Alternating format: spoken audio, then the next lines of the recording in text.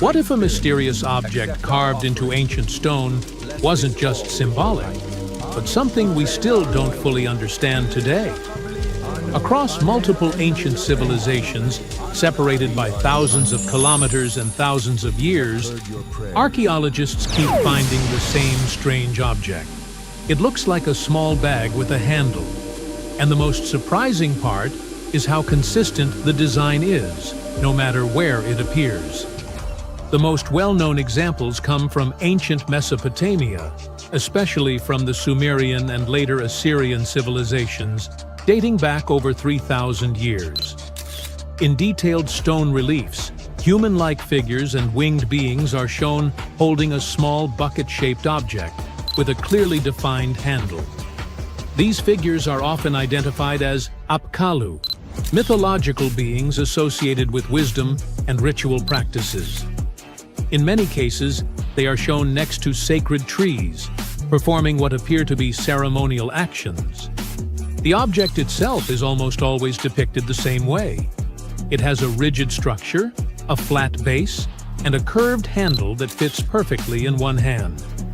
This level of consistency is unusual for symbolic art, where shapes often vary depending on the artist or time period. Here, the proportions remain nearly identical across different carvings, suggesting that the object had a specific and recognizable form.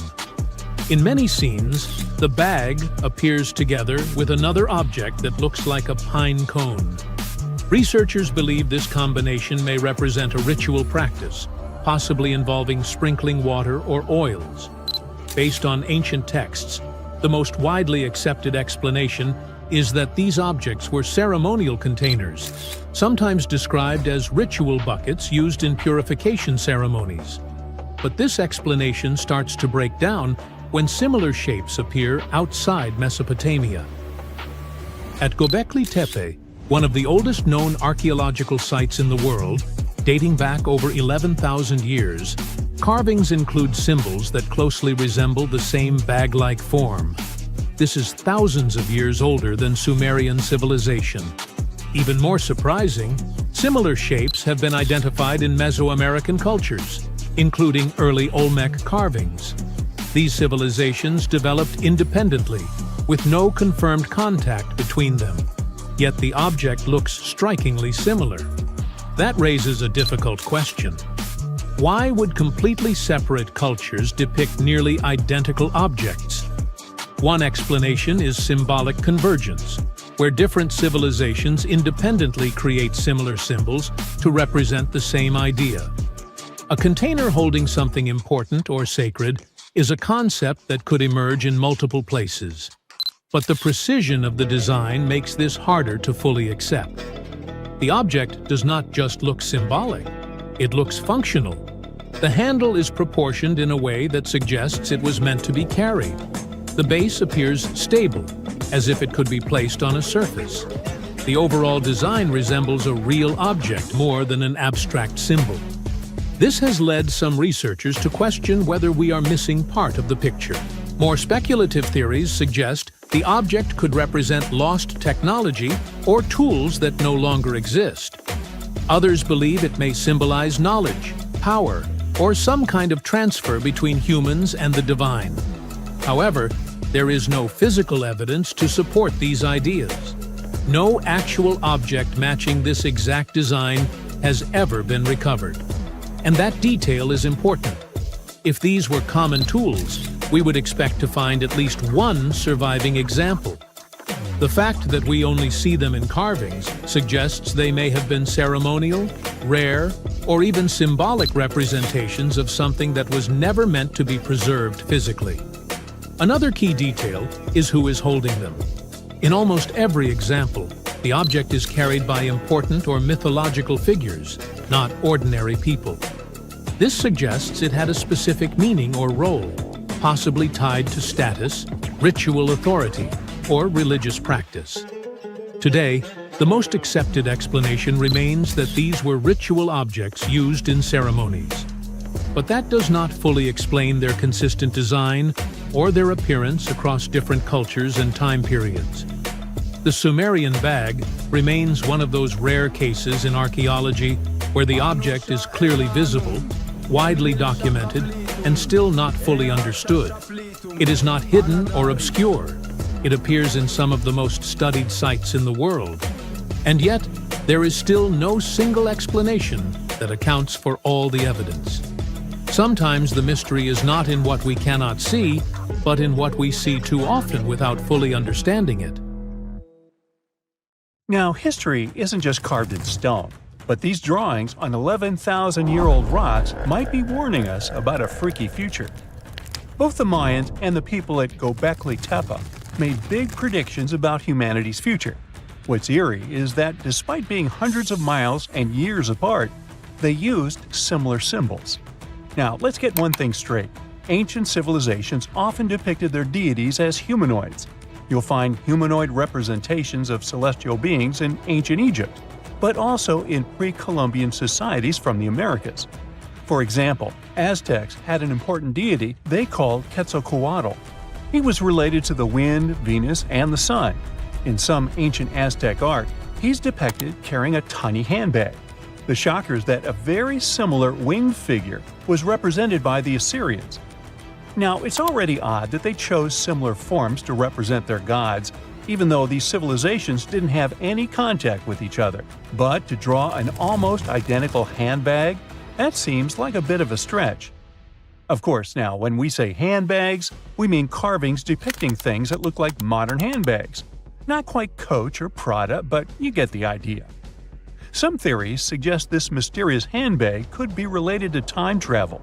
We've seen that Göbekli Tepe tells of a great flood that destroyed an ancient civilization. But during that civilization's time, they raised cattle and grew food. They knew how to handle seeds and grow crops. According to one theory, this stylish accessory could have been used for carrying seeds. Since Göbekli Tepe is believed to be near where Noah's Ark might have been found, the people of the area could have gathered seeds to plant in the New World after the Great Flood. Strange? Definitely. But so is everything we've been talking about, so let's roll with it. Another theory on the meaning of the handbag has a much more straightforward approach. In multiple ancient cultures, the circle was used to represent spirituality and non-materiality, but the square was often associated with concepts of the earth and materiality. So, what we modern humans understand as a handbag might be an image that symbolizes the reunification of the earth and sky, of the material and non-material elements of existence. Not a bad theory, I would say. But then, who am I? Some researchers, like Graham Hancock, are not convinced with these previous explanations. For him, Göbekli Tepe is all about little gray people and their contacts with ancient earthling civilizations. You see, right in the middle of this ancient site, there's a special pillar called Pillar 43, or Enclosure D. At first glance, it looks like an astronomical calendar. You see the scorpion? That's the Scorpion constellation. And that ball in the center? It's all about the sun's alignment. We know ancient societies like the Maya or Incas were stellar astronomers. So what's the big deal here? Turns out the folks at Göbekli Tepe were talking about a massive natural disaster that wiped out all forms of life before their time. When astronomers recreated the angles and positions from Pillar 43, it showed an astrological setup from over 13,000 years ago. The stone also depicted a tragic event, a mix of a flood and a meteor shower. The headless man? That's humanity's tragic end. And the snake from the ground? Giant waves washing over the earth. And it's not just one stone telling the tale. Pillar 56 shows more of the Younger Dryas event, or as it's called, the terror from the sky. You see animals fleeing and waves crashing as the meteor shower hits. But wait, while Pillar 43 gives us the exact date of the last disaster, Pillar 18 in Enclosure D gives us the date of the next possible wipeout. The art depicted in this pillar zooms in on the constellation of Aquarius. Now, you might have seen the movie The Age of Aquarius or heard some woo-woo theories about how we're entering this phase right now. You see what I'm driving at? Göbekli Tepe might be giving us the date of the next disaster so that we have time to prep for it. These images could be a survival guide for humanity. Or not. Now, this would be bananas if it weren't for one piece of evidence. Let's check the facts. The Encke comet, discovered in 1786, used to be part of a megacomet, 100 miles wide, made of ice, metal, and rock. It broke up and formed a debris field. Now, instead of one huge comet, we've got millions of smaller ones. When the Earth passed through that debris, the folks at Göbekli Tepe saw a firestorm of comets, all coming from the Aquarius constellation, just like on Pillar 43. Now here's the supposed scary part. We pass through that same debris field every year. If you're watching this in September, October, or November, we're flying through it right now. It could happen that these debris fall onto the surface of the Earth all over again, repeating history. But so far, that's just a theory. The mind-boggling question is, how did the people at Göbekli Tepe know about an event that happened before they were all born? In 2019, excavations kicked off at Karahan Tepe, about 40 miles from Göbekli Tepe. But research suggests it might have been settled even earlier. Göbekli Tepe seems to have been a place of worship or an observatory, but Karahan Tepe shows signs of a structured society. Excavations at Karahan Tepe reveal artifacts like intricate carvings, tools, and even possible remnants of buildings. This suggests that these people were not just hunters and gatherers, but had a structured society with spiritual or ceremonial practices. In 2020, researchers started unearthing several other settlements in the area, indicating that Göbekli Tepe was part of a huge metropolis. The whole site is known collectively as Tas Tepler. The thing is, the math around all this has scientists baffled. Around that time, Earth was just leaving its last ice age, and scientists used to think Stone Age civilizations were primitive. But evidence keeps showing up, proving that wasn't the case. For Göbekli Tepe to have existed with that level of tech 12,000 years ago, there must have been an even earlier civilization. That kind of tech doesn't just pop up out of nowhere. And hey, we've got plenty of other proof of advanced societies. Take the Mayans, for example. Recent discoveries have shown they were even more advanced than we previously thought. They built massive cities with roads up to 130 feet wide, painted white to guide travelers at night, a feat you'd expect in places like Portugal or England.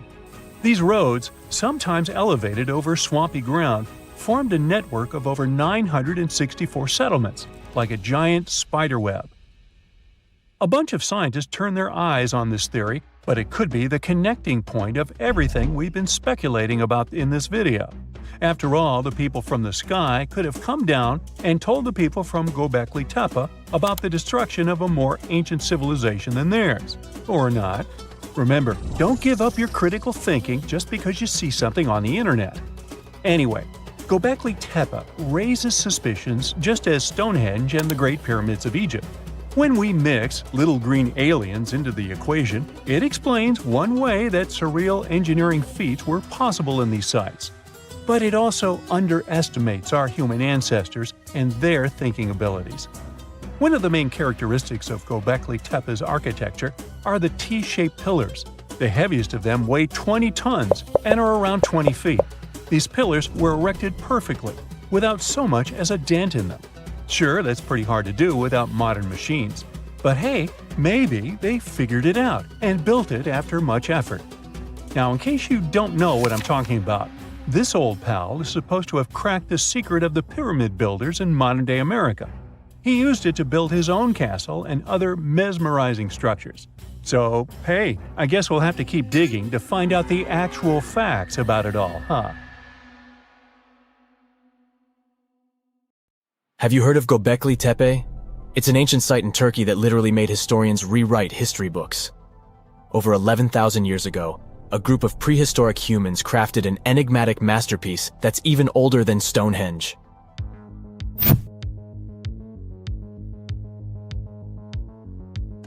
Before its discovery, archaeologists believed that people didn't know about iron and weren't good at making pottery. They were sure that settled life only emerged with the need for agriculture. But Göbekli Tepe changed this belief.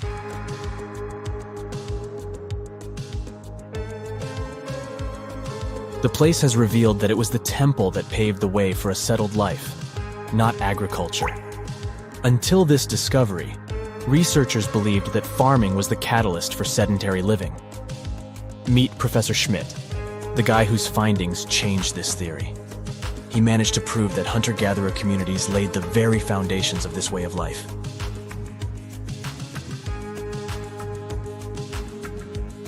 Back in the 1960s, other archaeologists visited the area, but they totally missed the mark.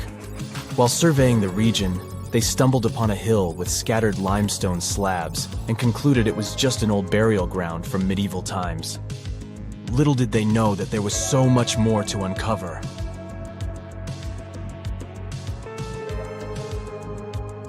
In 1994, Schmidt embarked on his own survey of prehistoric sites in the area. Surprise! He instantly realized he had discovered something truly extraordinary. Unlike the nearby flat and barren plateaus, Göbekli Tepe had a gently rounded top, rising 50 feet above the surrounding landscape. Funny enough, the translation of this place's name is Potbelly Hill. Schmidt was sure only humans could have made something like this.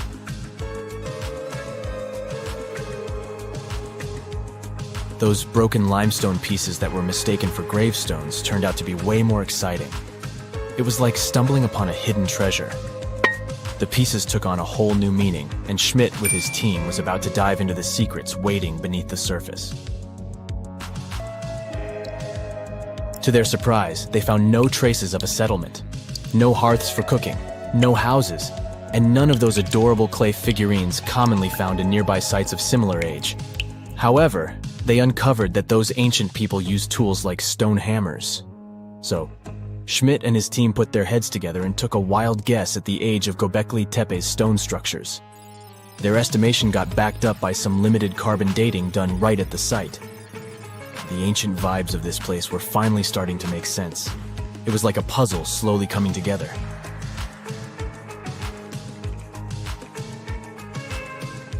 You may think that back then, people didn't have special tools to create something as cool as Göbekli Tepe. Not true.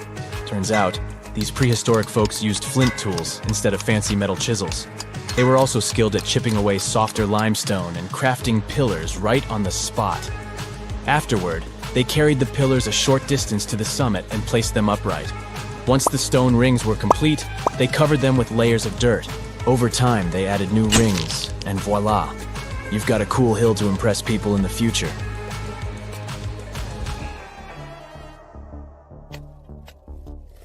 During their first year of excavation, the team went through 15,000 pieces of animal bones from wild creatures. These people didn't have pet animals or grow their own food. They hunted wild animals for their meals.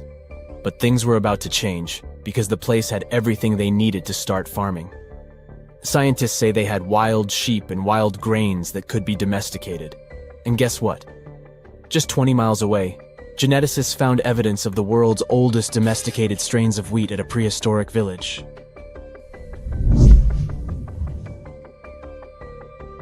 These amazing findings have completely changed how we view civilization.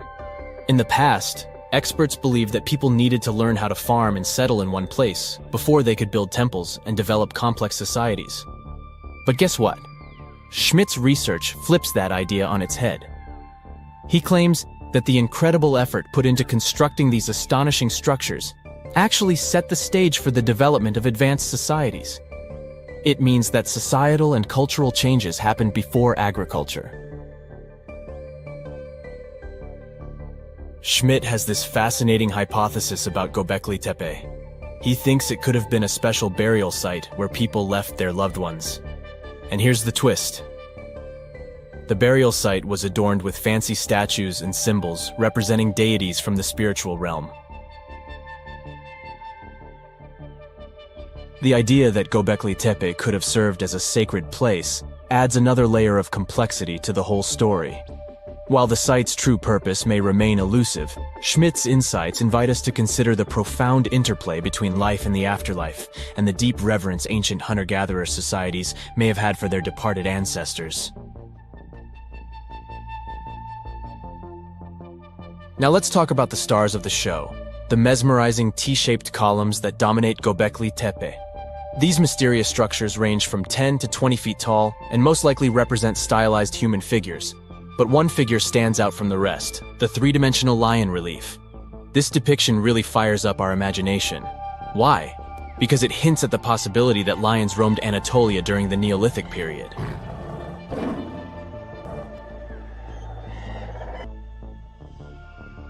These standing stones are arranged in circles and placed in rectangular pits.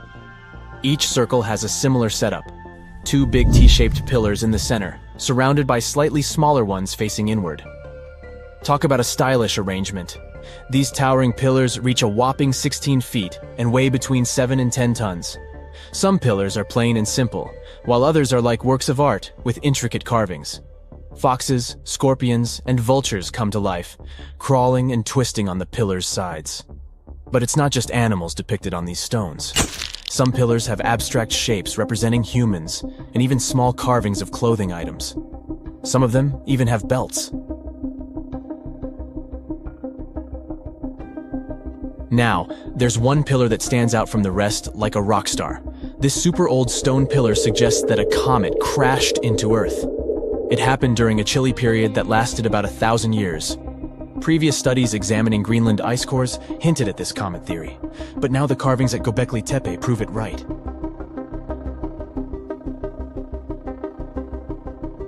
The carvings on the pillars are like a historical comic strip. They even show a headless human figure. Researchers fed the images into a computer and discovered their connections to constellations, indicating that this temple might have been an ancient observatory.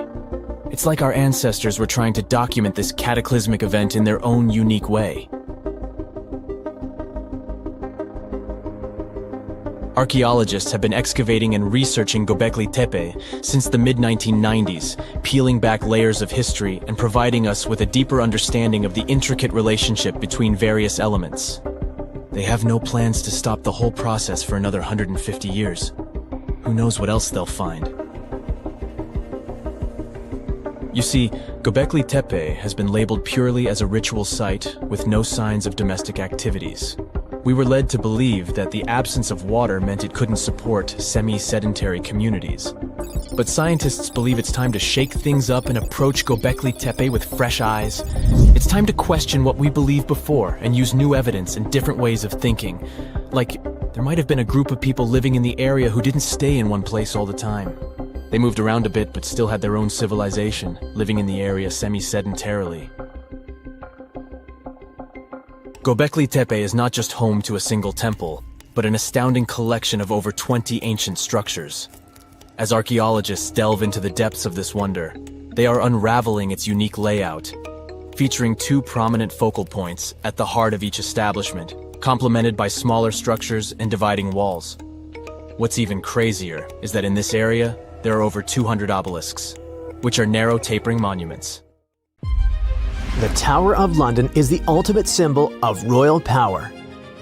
For nearly 1,000 years, it housed kings, queens, and the crown jewels. It served as a fortress, palace, and prison. It is one of the most studied and documented historic sites in the world. Yet, archaeologists uncovered unsettling human remains only 10 feet right under the walkway. Who were these people, and how did they stay hidden for so long? The Tower of London sits on the River Thames, in the heart of London. It's a true medieval castle with thick, well-preserved stone walls, armored gates, and watchtowers like you only see in movies. It was built almost a millennium ago, when William the Conqueror took control of England. He needed a fortress to lock the city down and send the message: the new king is here, so better behave. The entire castle complex covers 18 acres, which is about the exact size of the White House grounds. It still keeps and displays the crown jewels under guard. The Citadel was also a high-security prison for centuries, holding high-profile prisoners locked away. But it wasn't just a prison for humans. For centuries, the tower was a royal zoo filled with lions, elephants, and leopards. The King of Norway even sent a polar bear, which was allowed to swim in the Thames on a long leash to catch fish. One of the biggest attractions is the White Tower, a massive stone keep. Rising about 90 feet, it had been the tallest building in all of London for hundreds of years. Kings famously whitewashed the stones to make them gleam. It stood out like a blinding beacon above the dark, muddy city. Another must-see spot is the Chapel of St. Peter ad Vincula, the tower's historic church. It served as the final resting place for famous prisoners and nobles alike. It was just outside of this very chapel that archaeologists made a chilling discovery. The mystery started in 2019 when a routine check uncovered 2 burials.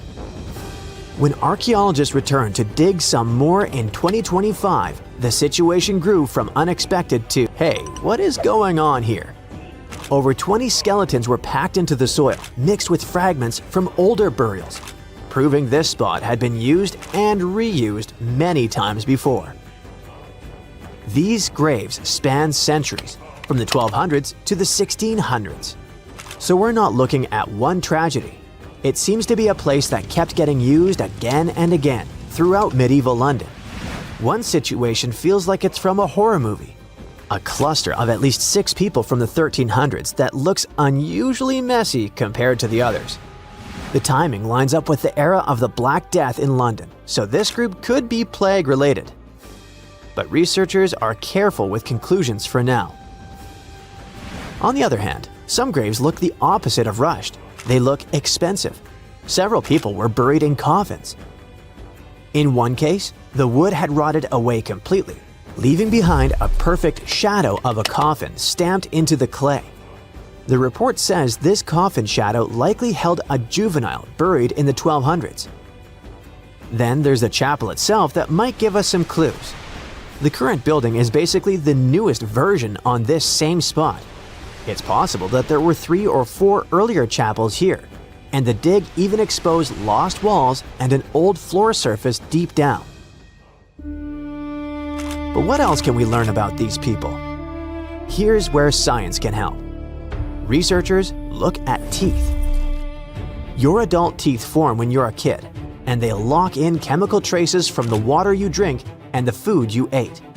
It basically creates a permanent record of where you grew up. So the team analyzed 2 specific skeletons. The first one seemed wealthier. The chemistry suggests they might have grown up in Wales and moved around a few times. They even had traces of a high-sugar diet. That was a huge luxury back then. The second person had a totally different story. Their bones showed signs of chronic stress and a much harder childhood. So these were 2 people from opposite ends of the social ladder. One rich and the other not so much. But they both ended up near each other to be discovered centuries later. Millions of people visit the Tower of London every year. They take selfies and walk the grounds, totally unaware that they might be standing on top of massive tombs. And that forces you to ask the obvious question. If a place this famous can hide ancient graveyards, what else is out there? Because the tower is definitely not the only landmark keeping secrets. In 2019, the fire at Notre Dame forced a massive rebuild. That construction forced workers to lift parts of the floor and reveal a spooky secret. Several tombs hiding 2 human-shaped lead sarcophagi, sealed like metal time capsules. And inside, there were details that shouldn't survive: fabric, hair, and even leaves that were left on the head. This stuff points to an important person. It sounds unbelievable, but they managed to identify the person as Antoine de la Porte, a church official who passed away in 1710. The second coffin became its own mini detective story. Scientists nicknamed the man inside the Horseman because his bones showed signs of riding for years. Some new analysis suggests that he could have been Joachim du Bellay, a well-known poet from the 1500s. So, we have secret graves in London and Paris. That part almost makes sense. These are old, crowded cities where people have lived for centuries. But there's one place on Earth where history wasn't supposed to happen at all. Antarctica. Yes, almost literally the edge of the world with nothing human anywhere nearby for hundreds of miles. And still, in 1985, a Chilean scientist found human remains on an ice-free beach in Livingston Island on a spot now called Yamana Beach. A human skull in Antarctica sounds impossible, but the dates make it worse. When the remains were studied, the person appeared to be a young woman around 21, likely from the southern Chilean channels. She passed away in the early sealing area, roughly 1819 to 1825. That's basically the opening minutes of humans showing up in that region. So why would a young woman end up there? One idea is that she might have come with early sealers, maybe as a guide or part of the crew. The original researcher even suggested she could have been abandoned there for unknown reasons. Plus, the spot where they found her is known to have been visited by early 19th century sealers. The pieces fit together somewhat, but no one can really pin down the story. And it gets even stranger. The first discovery in 1985 was her skull, but later researchers came back to the same area and found more human bones. In 1988 and again in 1993, they recovered 2 femurs, basically thigh bones, near the original site. The big question is obvious. Were those bones from the same person, or did more than one person pass away here? The plan was to use DNA testing to check if the femurs matched the skull. If these 3 sites prove anything, it's that new discoveries could be anywhere. But the really exciting part is daydreaming about where we could go next. We are entering a phase where technology could make history feel like time travel. Think about what we can do with the gathered data. We can already pull DNA from a tooth to find out what someone ate or where they grew up. Maybe one day we could take that biological code and use AI to completely recreate a person.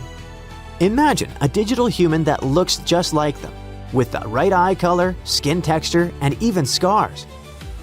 Then we combine that with the environment. Laser scanning allows us to map every inch of those buried foundations. If you feed that into a physics engine, you can rebuild the walls that fell down 500 years ago. That means in our lifetime, you might not just visit the Tower of London to see it as it is right now. You could strap on a headset and step inside the chapel as it looked in 1348, being face to face with history, just without the bad smells or the risk of catching the plague.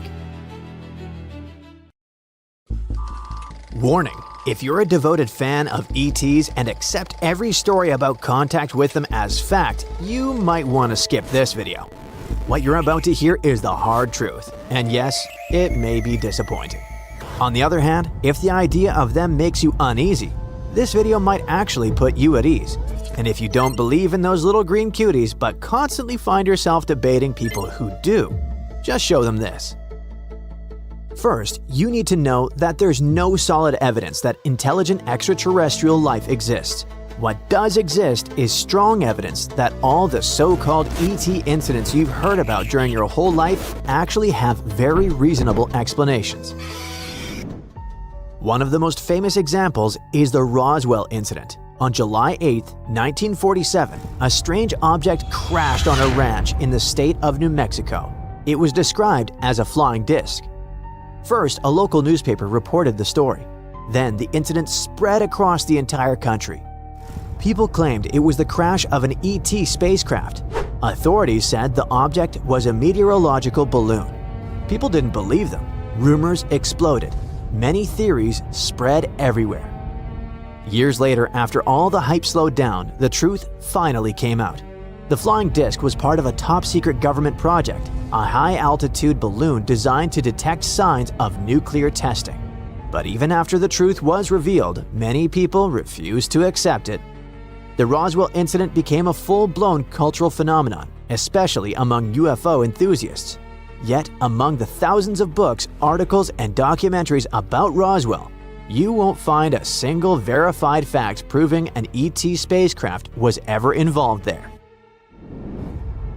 That same year, another mysterious object was discovered and also caught public attention.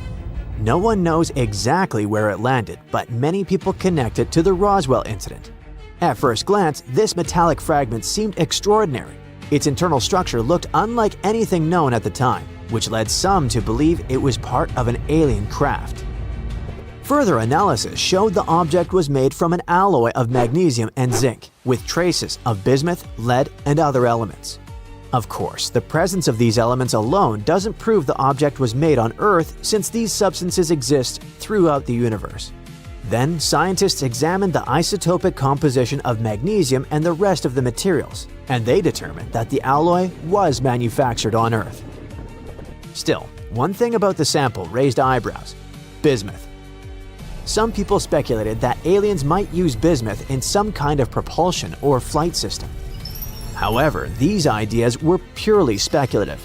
The bismuth found in the samples contained impurities, which clearly showed it was produced using ordinary Earth-based manufacturing methods, not any unknown technology. But that technology would require a pure bismuth alloy. Unfortunately for UFO fans, the analysis showed that the bismuth in the sample contained lead impurities, which is clear evidence that no alien technology was involved. It was created on Earth by people. However, its manufacturing process was unusual because of the specific mix of elements. The object also had damage caused by impact and heat exposure. Most likely, it was a component of another top-secret surveillance balloon. Okay, how about another alien-like incident? This is the famous but though less well-known WOW signal. In 1977, a radio telescope in Ohio detected a strange signal from deep space. It lasted 72 seconds and stood out dramatically from the background cosmic noise. Astronomer Jerry Amon, who discovered it, was so shocked that he wrote "Wow" on the printout. The scientific community briefly suspected that this radio signal might be a message from alien technology, but it was never detected again. Later explanations suggested it may have been radio emissions from a neutron star, amplified by a cold hydrogen cloud. You can also find realistic explanations for other similar cases on the internet. However, Roswell and similar cases happened decades ago. But what about modern stories? You've probably seen videos recorded by pilots showing fast-moving, elusive objects in the sky. Scientists carefully analyzed these videos and found something interesting. The observed behavior contradicted the laws of physics. If an object moved that fast through air or water, friction should produce a visible heat trail or plasma glow. But nothing like that appears in the footage. Does that mean it's alien technology? Probably not. A much simpler explanation is that the cameras used weren't advanced enough to capture what was actually happening. We don't know the distance between the object and the camera. We don't know its real speed. It could be a visual artifact, a sensor glitch, or a lens distortion. If you still believe these recordings show real UFOs, ask yourself this: why, after all these years, do we still have no high-quality footage? Why is it always low resolution, blurry, and often black and white? Millions of unclear images mean nothing compared to a single clear, high-resolution video, and we don't have one. The probability that UFO sightings are optical illusions or sensor errors is far higher than the probability that they represent alien spacecraft. Many people simply want to believe in ETs, so they amplify hype about any news hinting at extraterrestrial technology. A perfect example is Oumuamua, the first known object to enter our solar system from interstellar space. Some people panicked, claiming it was an alien probe.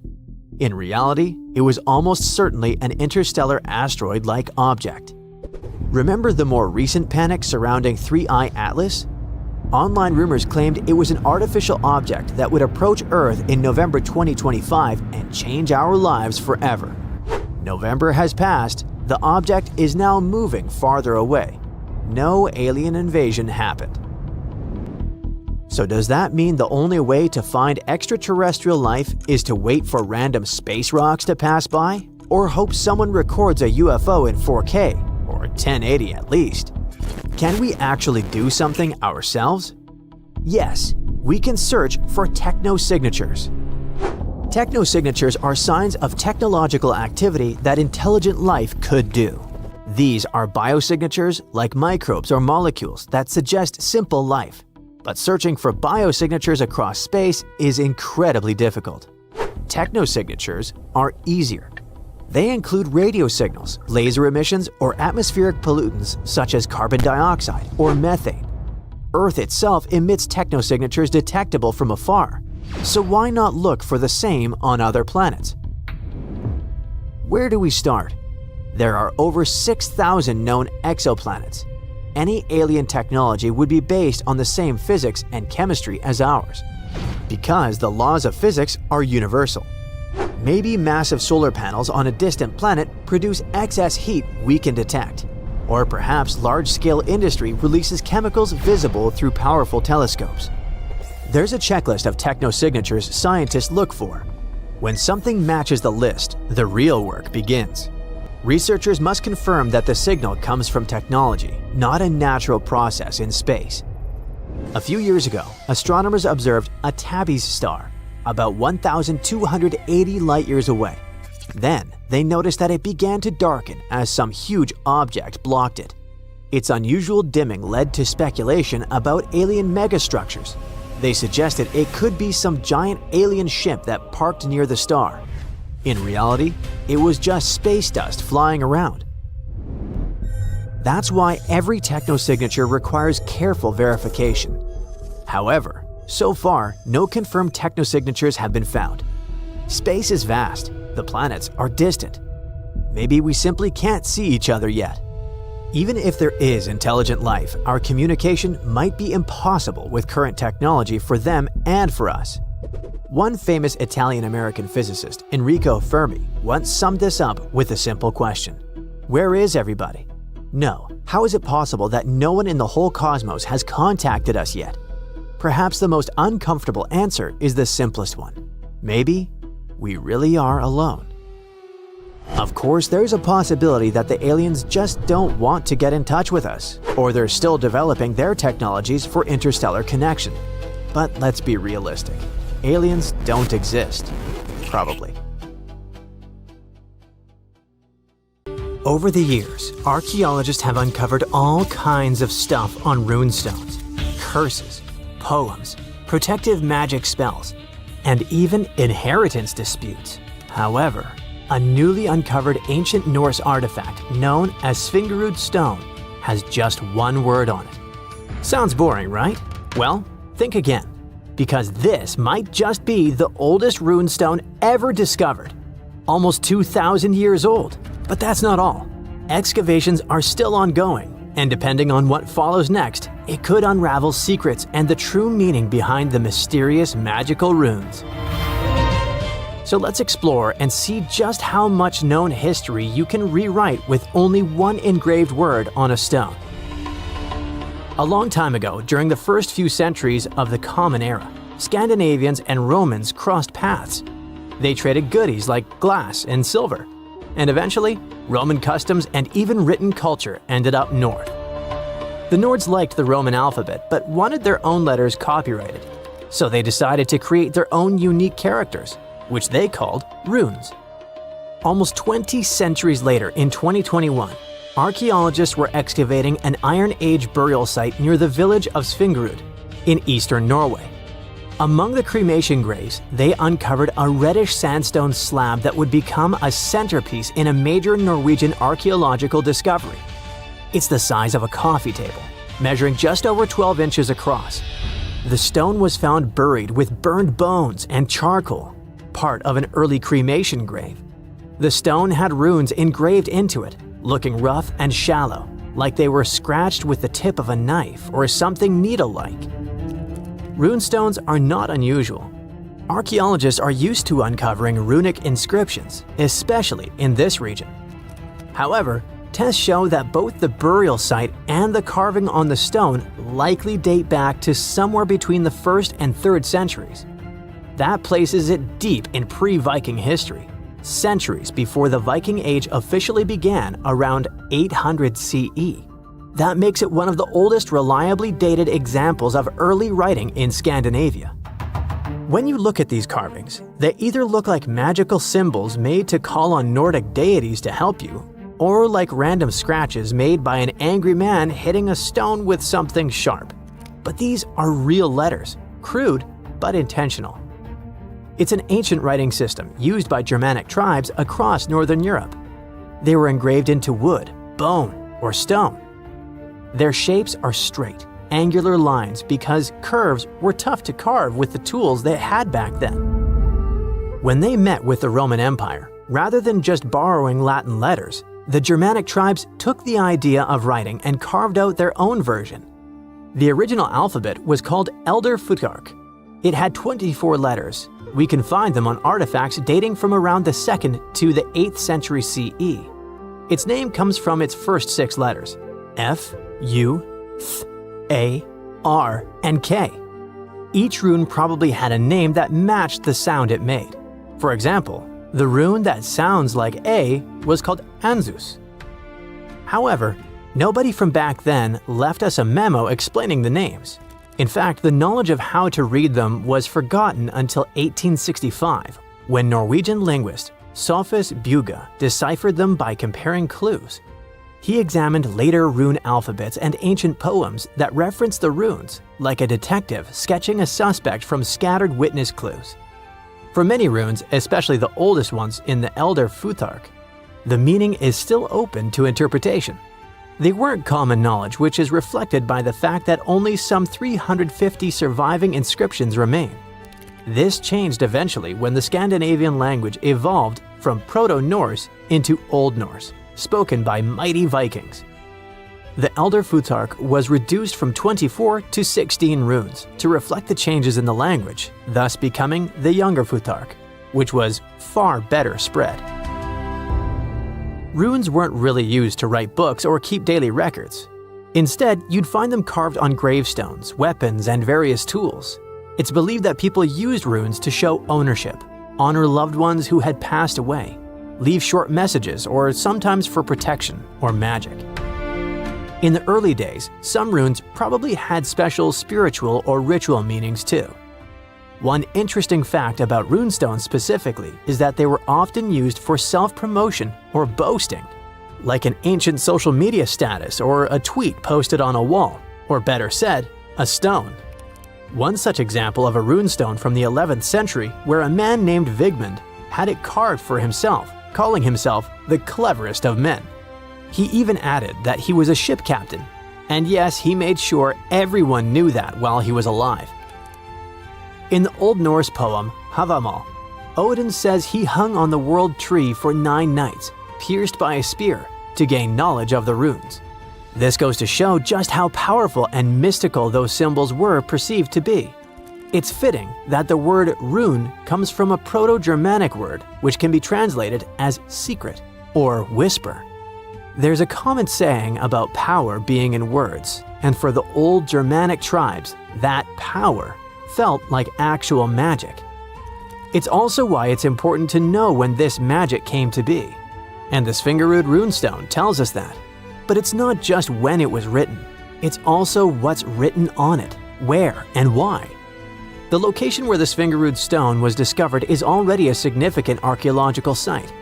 It's famous for its incredible discoveries, including the remarkable Jormunbu helmet, the only Viking helmet ever found in Norway. The stone was placed in a cremation pit, alongside the remains of an adult and a few personal items. Thanks to charcoal and bone samples, researchers can figure out how old the runestone is by using a method called radiocarbon dating. The Svingerud stone isn't the first ancient Norse artifact with runes that archaeologists have discovered, not even close. People carved runes into all sorts of everyday objects like combs, jewelry, and knives long ago. Some of those might even be just as old. Other finds have runes, but they're often broken, loose, or don't have clear dating. However, with radiocarbon dating, scientists have confirmed that the Svingerud stone is really the oldest runestone ever found. The writing on it suggests that it was part of a ritual and might have even been a message to the deceased. The inscription isn't long. It's just one word, Idiburg. No one knows exactly what it means. The clearest part says Idibera, and most researchers agree it's probably a name. Maybe Idibera in a genitive form, meaning of Idibera or belonging to Idibera. So this could be the name of the person buried there or someone being honored. There's a decent chance it's a female name, possibly making this the earliest known female rune inscriber in history. But researchers now believe that the Svingerud runestone is a part of a bigger monument. They found more than a dozen sandstone pieces scattered across several graves at the site, and when they assembled them in the lab, they fit together like a puzzle. This suggests they all came from one single upright stone. The main piece with the inscription was found in one grave, but other similar pieces were buried in nearby cremation pits. Archaeologists think it was broken and reused in a ritual, maybe to connect different people or generations who had been buried there. Instead of just marking one grave, it might have first been a memorial and was later put back into the other graves as a symbolic act. Some even speculate that the runes might have been carved by different hands throughout various time periods. The Svingerud stone might be small, but as the oldest runestone ever found with a secure archaeological context, it could be the key to how writing first took root in Northern Europe. This Norwegian archaeological discovery proves that runes were already tied to ritual, memory, and maybe even women. And if it's just a fragment of a larger monument, we've only seen part of the picture. Ancient Norse artifacts like this reshape what we know about pre-Viking history. And with luck, more runestones will follow, maybe even from another female rune inscriber. Now, have you ever seen cricket balls that are 3 billion years old? Klerksdorp spheres were found in deposits of the mineral pyrophyllite in South Africa and rock the science world. They do look like tiny ancient cricket balls with seams-like lines around the middle. Back in the 1980s, some folks claimed these spheres had been made by an advanced pre-flood civilization we know nothing about. One museum curator shared stories about how they rotated on their own in a display case. There was also a TV show that invited a psychic who declared the spheres were pieces of an ancient spaceship. But according to geologists, these spheres are actually pretty common concretions or spherical objects formed by different minerals than the surrounding rock. The seam-like lines are just imprints from the host rock's layers building up over time. The Klerksdorp spheres come in different shapes, from noticeably flattened spheres to distinct discs. As for that episode when one of these spheres spun on its own, the curator of the Klerksdorp Museum cleared that up too. He said that when he put one sphere on its glass shelf when a journalist came to visit, the sphere naturally rotated a bit because it's round. The area where the museum is located often experiences earth tremors from gold mining activities nearby. The oldest known human-like footprints could be 6 million years old. They were found on the Greek island of Crete in 2002. If the number is correct, it would mean that early human ancestors may have migrated between Europe and Africa much earlier than we previously thought. This doesn't mean Africa is not the cradle of humankind, though. It could just prove that early human ancestors moved back and forth between continents. Some researchers believe the footprints were left by a bipedal creature possibly related to an early human ancestor nicknamed El Greco. According to scientists who studied them, the footprints have a very human-like shape, with 5 toes and a parallel big toe. Some scientists are skeptical about it and suggest the prints might be from a late European ape. The new study analyzed fossilized marine microorganisms found in the sedimentary rocks to determine the footprint's age and prove it's actually 6 million years. The next amazing find that keeps scientists entertained is the Dorchester pot. It's a beautifully crafted metal vessel with some fancy geometric designs embossed in shiny silver. The pot was discovered in, who could have thought, Dorchester in 1852 under quite unusual circumstances. During a powerful blast, the pot broke into 2 pieces. Scientists believe it was originally embedded within a rock or boulder known as pudding stone. The rock from which the Dorchester pot emerged is dated to be around 500 million years old, so it could mean the pot itself is also that old. The current and less exciting theory suggests that the Dorchester pot is a Victorian-era candlestick holder. Such things were really trending back then, so it's not a surprise to find such fancy household item from that time. The Dorchester pot falls into the category of ooparts, or out-of-place artifacts. Those are objects that seem too advanced for the time period they're supposedly from. If we accept that the pot is 500 million years old, then whoever made it was way ahead of their times in terms of crafts and tech. One extra mystery is that the pot has an engraving of a plant that most likely disappeared from Earth over 100,000 years ago. Sounds like good proof the pot is really extra old. Now, it looks like the oldest map in Europe is a stone from 4,000 years ago. This Bronze Age slab was found in France in the year 1900 at an ancient burial ground. The carvings on the slab show in 3 dimensions the River Odde network with a fantastic accuracy of around 80% over an 18-mile stretch. There are other stone-carved maps around the world, but this one is unique because it shows a specific area to scale.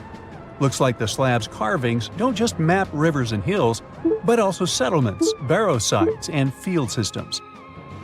Archaeologists say the slab wasn't used for navigation, but rather to symbolize power. The detailed markings on the slab might have served to illustrate the domain of a local ruler, possibly a prince or king, to show their control over the territory. When the ruler lost power, the slab was likely repurposed as part of a burial vault. The unique artifact was stored in the cellar of a museum. For decades, no one even noticed until several scholars read older reports about the slab and decided to check it out. They conducted a detailed analysis using 3D techniques. Their research proved that the creators of the slab had not only etched lines into the rock, but also modified its surface to reflect the topography of the landscape with high accuracy. The Salzburg cube, also known as the Wolf's Egg iron, was discovered in the late 19th century in Austria. Now, don't let the name mislead you. It doesn't look like a cube at all. It's more like a rounded object with 2 flat sides. Down the middle, there's a groove, and the surface is covered with pits and craters. This unique appearance is the reason why many people think it might be something out of this world. Workers accidentally found this artifact when they blew apart a piece of coal. The coal seam it came from is thought to be over 60 million years old. The Salzburg cube moved between museums, mysteriously vanished in the early 20th century, and then showed up again. A professor from Bonn University suggested it might be from a meteor, but they found no evidence of elements that you'd normally see in meteorites, like cobalt or nickel. Then researchers thought it must be a human-made object, possibly a Victorian-era candlestick holder. No one knows the true story of the cube or its current location. Yep, it disappeared again. Have you heard about the Meister print? It's a fossilized sandal print discovered in 1968, and it has sparked a lot of intrigue. There's a trilobite inside the print, which supposedly went extinct around 500 million years before humans even existed. But many historians think this age is an exaggeration. When Meister found the fossil, it was authenticated. But the scientist who did it didn't confirm it was a human sandal print. He only agreed there was a trilobite there. When another scientist visited the site, he found a 6-inch impression he believed was from a child's moccasin. But the footwear seemed to be new. So, could it be evidence of time travel? Proof that humans existed millions of years earlier than we thought? Or a sign that someone else visited early Earth? Or is it just a rock formation that looks like a sandal print? We still don't have the answers. Back in June 1936, a couple was walking along Red Creek in London, Texas. London, Texas? Yeah, when they stumbled upon something unusual. It was a piece of wood sticking out of what seemed to be an ancient rock formation. About 10 years later, their curious son decided to crack open the rock to see what was inside. And he saw a hammer, which looked surprisingly modern. Then, one unique finds enthusiast decided that the rock encasing the hammer was from the Cretaceous period. This would mean that someone dropped a 19th century hammer while dinosaurs like Triceratops were still roaming the earth. So, if this hammer was truly from the Cretaceous period, then the whole evolutionary theory would be wrong. And if the hammer was modern, it would mean the Cretaceous rock formation it came from was much younger than we thought. But the real answer was much simpler. The hammer was indeed modern, and geological processes had encased it in rock. Minerals can harden around an object in a relatively short time. So the hammer was probably dropped by a miner a century or so ago, and the rock formed around it afterwards. And no, it wasn't a Victorian-era candlestick holder either.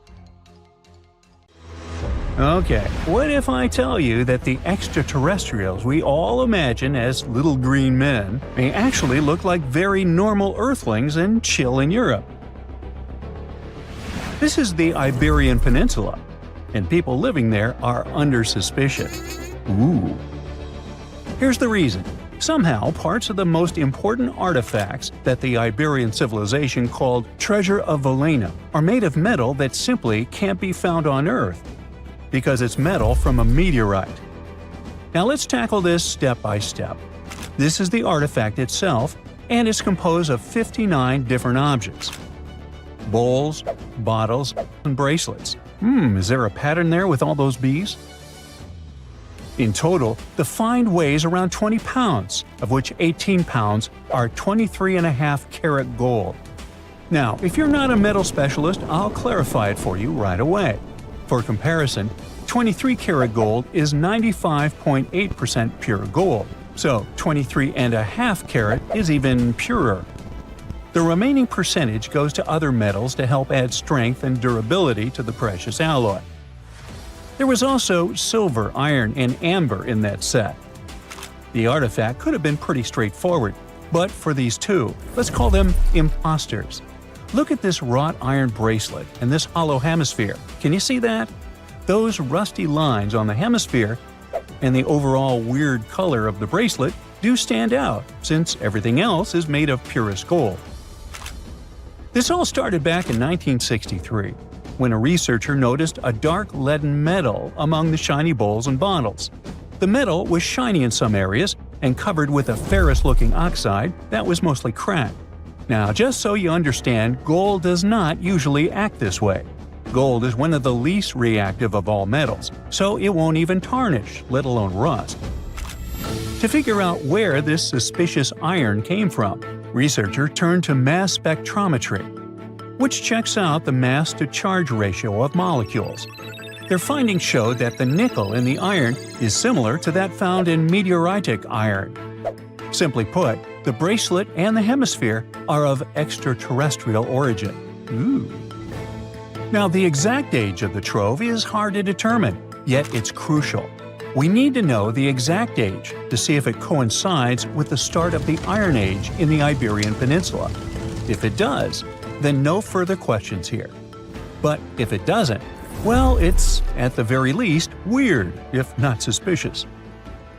So there's this three-age system. It comprises the Stone Age, then the Bronze Age, and then the Iron Age. The Stone Age is of no importance here, so let's compare the Bronze and the Iron Ages. The Bronze Age began when it was realized that combining copper and tin produced a material that was more durable than either metal alone. This era was all about major upgrades in tools and weapons, but two standout inventions were writing systems and the wheel. Then came the Iron Age. This time was all about slowly bringing iron into everyday life.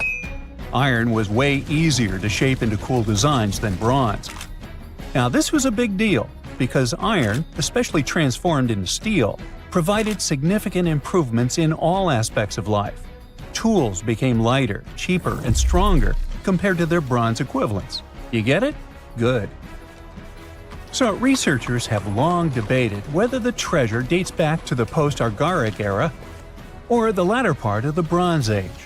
The most recent study claims that those artifacts were created in 1400 to 1200 BCE, and something really doesn't add up.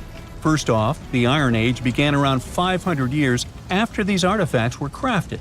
Plus, ancient craftsmen couldn't know back then how to work with metals that landed on Earth approximately 1 million years ago. And while the dates are really hard to explain, there is a logical explanation for the craftsmanship. The theory here is that those metal workers simply had access to the fallen meteorite, and thus, they could study it well and discover its properties before using it for decorative purposes. They could have figured it out through trial and error, and once they knew exactly how to work with this extraterrestrial metal, they proceeded to adorn the artifacts with it. Plus, there were the Phoenicians, who contributed to their craftsmanship. Now, it's true that the Iberian people have been processing metal and making pottery long before the Phoenicians settled on the peninsula. But the arrival of new metalworking techniques and the introduction of the potter's wheel enabled them to produce better quality goods much faster than before. So, we figured out the extraterrestrial origins of the Iberian artifacts. But guess what? This area is still under suspicion.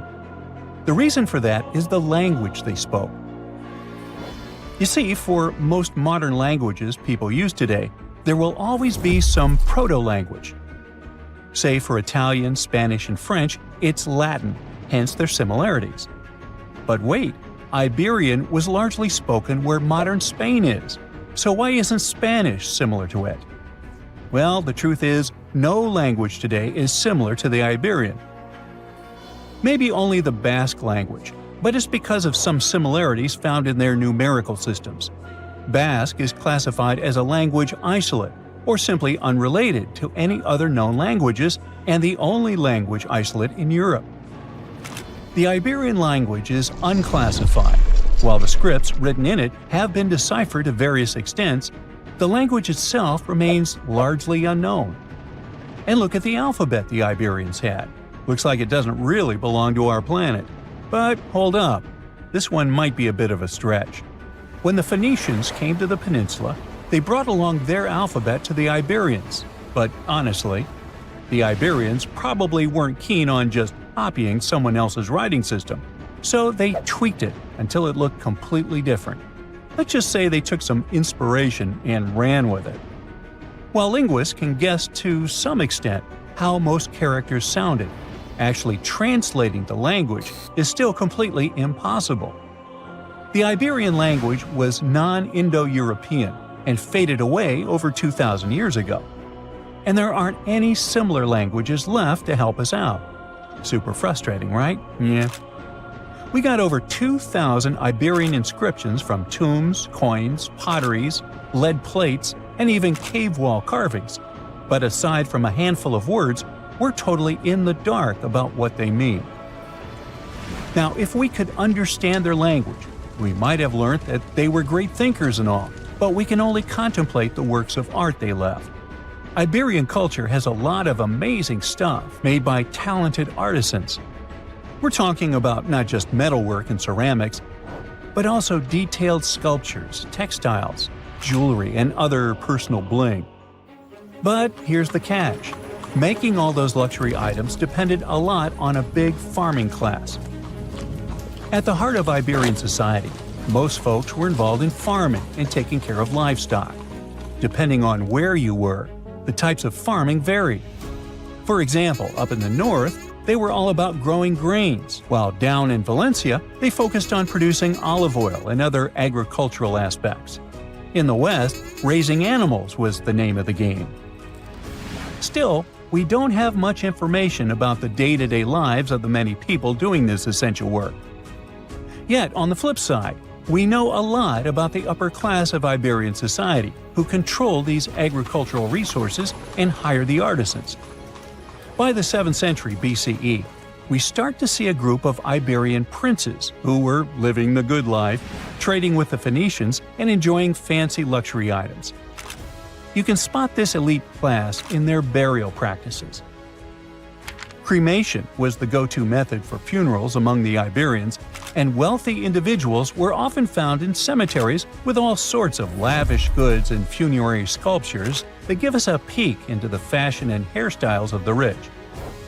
Interestingly, starting in the 6th century BCE, there was a noticeable drop in the number of recognizable burials, which suggests that these elaborate funeral customs became more exclusive to a small elite. Meanwhile, the fate of the majority, farmers, artisans, soldiers, and laborers, who made up a big chunk of the population, remains a bit of a mystery.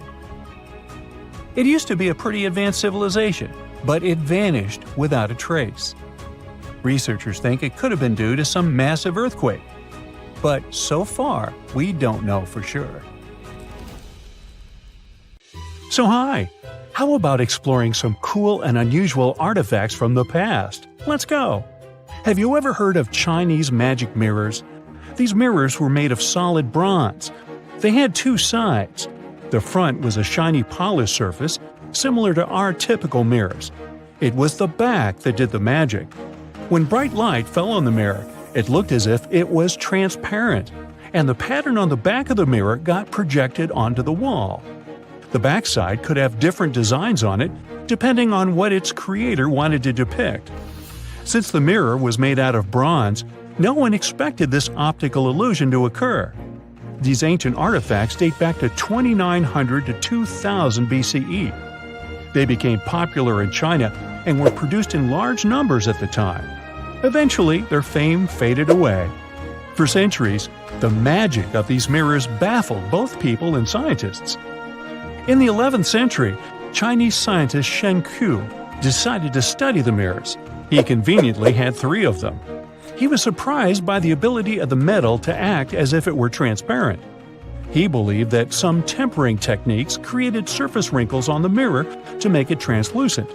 Yet these wrinkles were imperceptible to the human eye. It turns out he was right.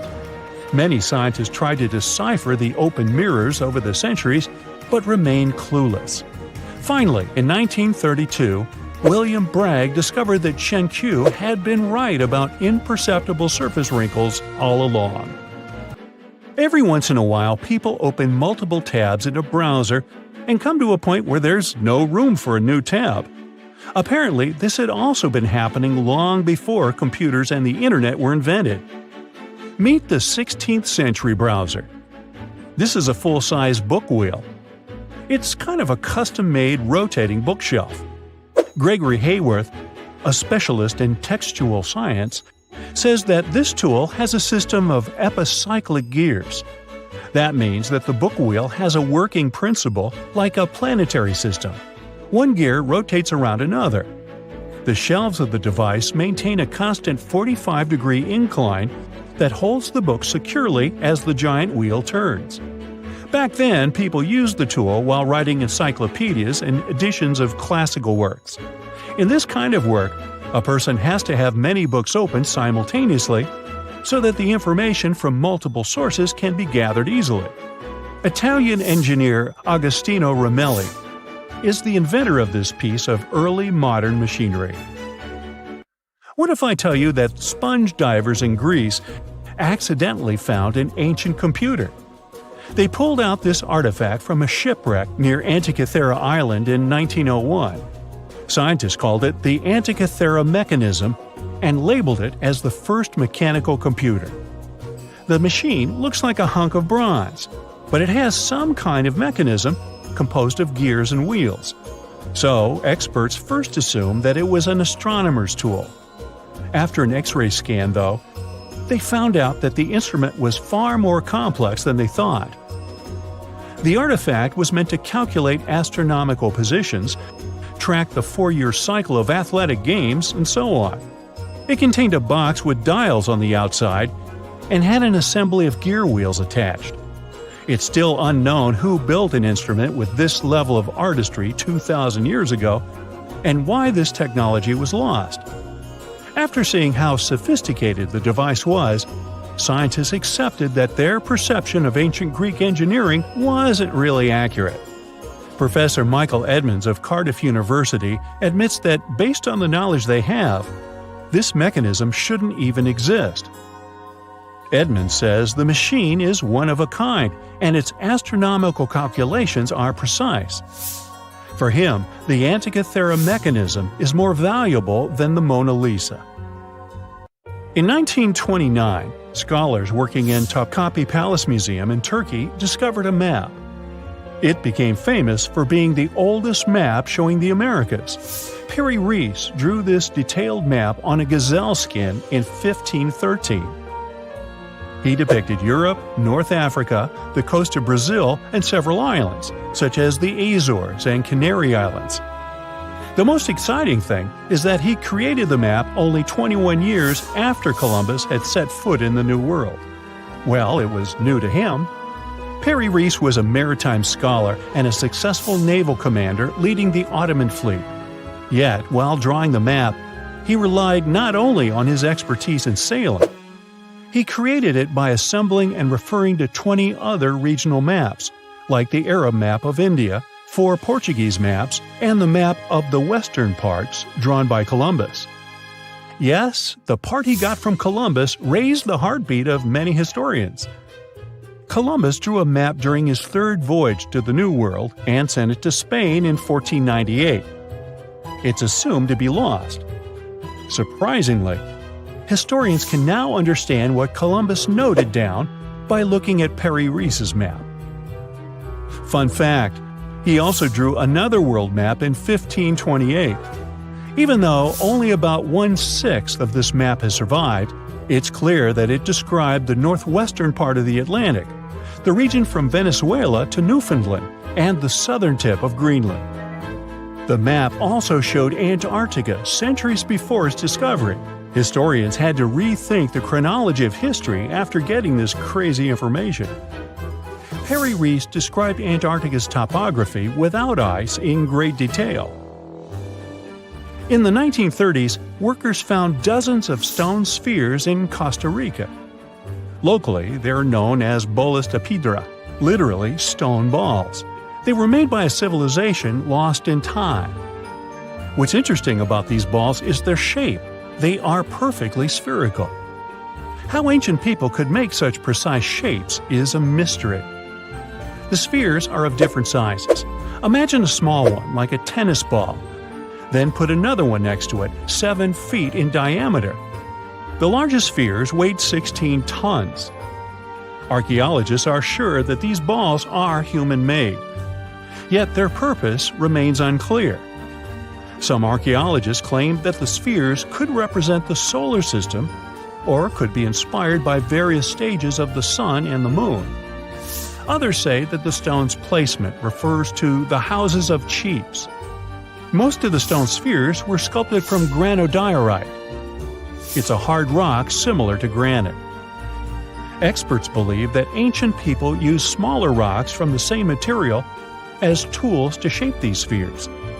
They also think that sculptors probably heated portions of the stones and then cooled them rapidly. This could have helped them to remove the outer layers of rock.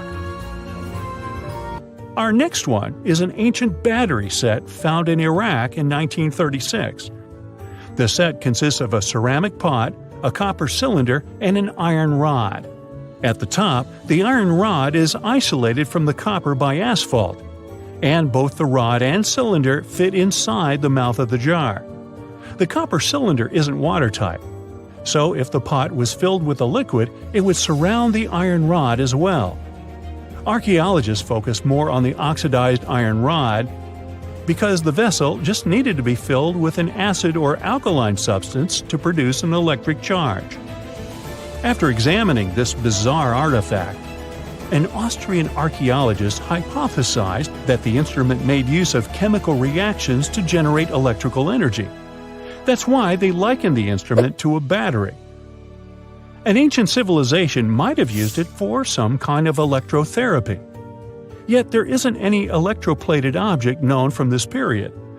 So Koenig's hypothesis was rejected by many archaeologists, but nobody has proven him wrong either. The origin and purpose of the vessel remain unclear to this day. So, want to see the world's oldest art studio?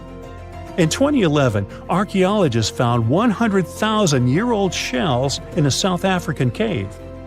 Those shells were used for paint making.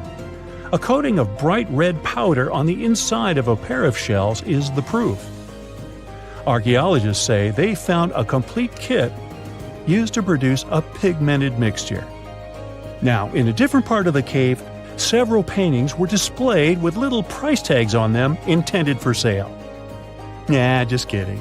Although that big one over there would look good over my couch. Back in 1912, British newspapers were buzzing with one bold claim: the first humans appeared in Britain, not Africa. It felt like history itself had been rewritten, and everyone bought into it. Crowds cheered, scientists raised their glasses, and the tiny village of Piltdown in Sussex suddenly became the spotlight for what was hailed as the greatest evolutionary discovery ever. It all happened thanks to this guy, Charles Dawson. a curious amateur archaeologist who was dreaming of making a name in science. He claimed he had found bone fragments of a transitional creature between apes and humans. Dawson teamed up with Arthur Smith Woodward, a respected geologist from the Natural History Museum, and together they assembled fragments of skulls, teeth, and even primitive tools. They unveiled their find, the Piltdown Man, to the Geological Society, and for decades everyone believed it. Textbooks even rewrote human evolution around it, and entire generations memorized it as pure truth. But here's the twist. In 1949, new technology to determine the precise age of objects came along, and things just didn't add up. Tests showed that the skull was only about 50,000 years old, not hundreds of thousands. Then came an even bigger shock. The skull and jaw didn't even belong to the same species. Someone had combined a human skull with the jaw of an ape, probably an orangutan. And even worse, they filed down the teeth to make them look more human and stained the bones to match the surrounding gravel. A Frankenstein fossil and its creator managed to trick the entire world into believing they'd found a missing piece of humanity's puzzle. So Dawson went down in scientific history, but probably not the way he was hoping to. And he wasn't the only one. Some did it for money, others for fame. In the late 19th century Paris, museums were collecting ancient treasures like they were trading cards. When a stunning gold tiara, supposedly belonging to an ancient Scythian king, Ctesiphon, appeared on the market, the Louvre had to have it. It was breathtaking, detailed, majestic, fit for a ruler. The museum proudly paid a fortune and displayed it as a masterpiece of ancient craftsmanship. Then came the heartbreak. A few years later, an entrepreneurial goldsmith from Odessa read about the Louvre's glorious find and burst out laughing. He recognized the tiara because he made it with his own hands. It was a modern piece, a commission he created for local dealers, except they never told him they planned to pass it off as an ancient treasure. The Louvre was humiliated. Once again, the whole world believed in a beautiful lie, and the goldsmith who had just made the museum look ridiculous ended up famous in the world of art. The tiara still holds the Guinness World Record for the greatest goldsmith fraud of all time. Another story of a well-planned scientific hoax takes us to a quiet town of Cardiff, New York, a couple of decades before the Louvre incident. In 1869, workers digging a well struck something hard and enormous. They uncovered what looked like a petrified 10-foot-tall man lying in the earth. Crowds poured in from miles around to see it. Preachers called it proof of the biblical giants mentioned in Genesis. Scientists debated whether it was fossilized or divine. Within days, the Cardiff giant became a sensation. People paid good money to see it, 50 cents a ticket, which was a lot back then. Later, it turned out that a man named George Hull carved the mysterious giant from gypsum after an argument with a Methodist reverend. Hull just wanted to prove how easily you can fool people, especially religious believers, unlike himself. So he buried the fake giant, and it worked too well. Even after experts exposed the hoax, visitors didn't care. They kept coming because they wanted to believe. Over time, the giant changed ownership several times. You can now see it at the Fenimore Farm and Country Village Museum in Cooperstown, New York. Well, speaking of museums, you might have seen crystal skulls that glow under light, presented as sacred artifacts from Mesoamerican temples. Yes, that skull from an Indiana Jones movie with ancient Aztec powers or even extraterrestrial energy. So, museums displayed such skulls proudly until scientists at the British Museum and the Smithsonian decided to give them a closer look. And what they found shattered the myth. They found that the skulls were made with modern rotary tools and abrasives that ancient carvers didn't have. In other words, someone in the 1800s or 1900s made them using modern machinery and fooled the world. They weren't messages from deities or some advanced creatures from space, just very fancy paperweights that tricked so many people into believing in some ancient superpowers. Well, let's jump several decades closer to the present day, shall we? In the 1960s, Yale University revealed what looked like a discovery that could rewrite world history: a 15th century map showing North America labeled Vinland. It meant Vikings had mapped America long before Columbus. The headlines were sensational. The idea was romantic: explorers crossing icy seas century before Europe even knew America existed. But something just didn't add up. The parchment was generally medieval, but the ink wasn't. Decades of testing revealed it contained titanium dioxide, a pigment invented in the 20th century. In 2021, Yale confirmed it. The Vinland map was a modern forgery, drawn over old parchment to make it look ancient. It wasn't proof of Viking genius, but rather of human cleverness on one side and the tendency to be easily persuaded on the other. And when we speak of persuasion, you don't have to try too hard when a really trustworthy source like National Geographic shares something, right? Well, in 1999, it presented what it thought was the ultimate discovery: a fossil that bridged the gap between dinosaurs and birds. It was called Archaeoraptor, and it was going to change everything we knew about evolution. The fossil came from China, and on first glance, it was perfect: a dinosaur tail, bird-like wings, and bones that seemed to tell the story of flight's evolution. But soon, paleontologists started whispering. The bones didn't quite line up. CT scans revealed the ugly truth. It was literally glued together from parts of different species. A dinosaur tail from one fossil, a bird body from another. Someone had Frankensteined the fossils to make a more valuable specimen. The embarrassment hit hard, especially for National Geographic, which had built an entire story around a fake the world liked to believe. Now, if you think scientific hoaxes are all in the past because of all the 20th century high-tech, here's a surprise for you. In 2020, the Museum of the Bible in Washington, D.C. made a stunning confession. All 16 fragments of its prized Dead Sea Scroll collection were modern forgeries. They'd spent millions acquiring what they thought were sacred 2,000-year-old texts, only to learn they were made of ancient leather painted with modern ink. The forgery was so advanced that even experts were fooled at first. But after detailed forensic tests, it became clear the holy relics were anything but holy. It wasn't just about money, it was about faith.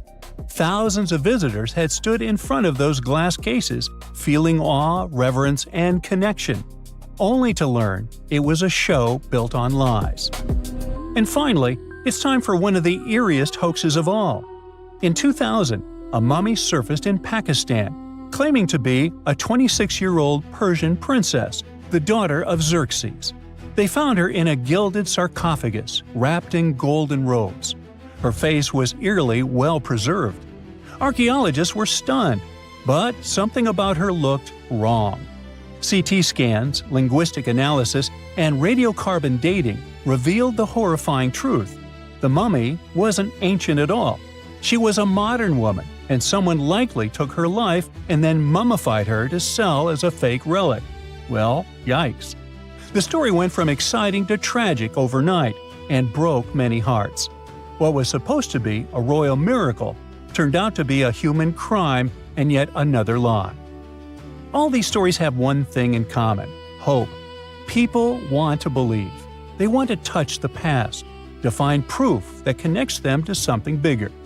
Whether it's scientists looking for the missing link, museums wanting fame, or believers searching for signs of faith, we all crave wonder. History is full of tricksters, and sometimes the best stories come from the fakes that fooled us all. For centuries, humanity has believed in a linear path of evolution, a slow, steady climb from primitive survival to modern innovation. But what if that story is incomplete? What if the turning points in our development weren't purely natural? Roughly 6 million years ago, an ancestor of modern apes rose to its feet, setting in motion a journey that would eventually lead to Homo sapiens. For hundreds of thousands of years, progress was glacial. We tamed fire, carved basic tools, and lived hand-to-mouth existences. Then, just 20,000 years ago, everything changed. In a span shorter than a blink in evolutionary terms, We went from hunter-gatherers to architects of vast megalithic temples, builders of empires, and eventually, explorers of space. How do we make sense of that? Some argue we can't, not with conventional science alone. This explosion of intelligence and innovation has led to alternative theories.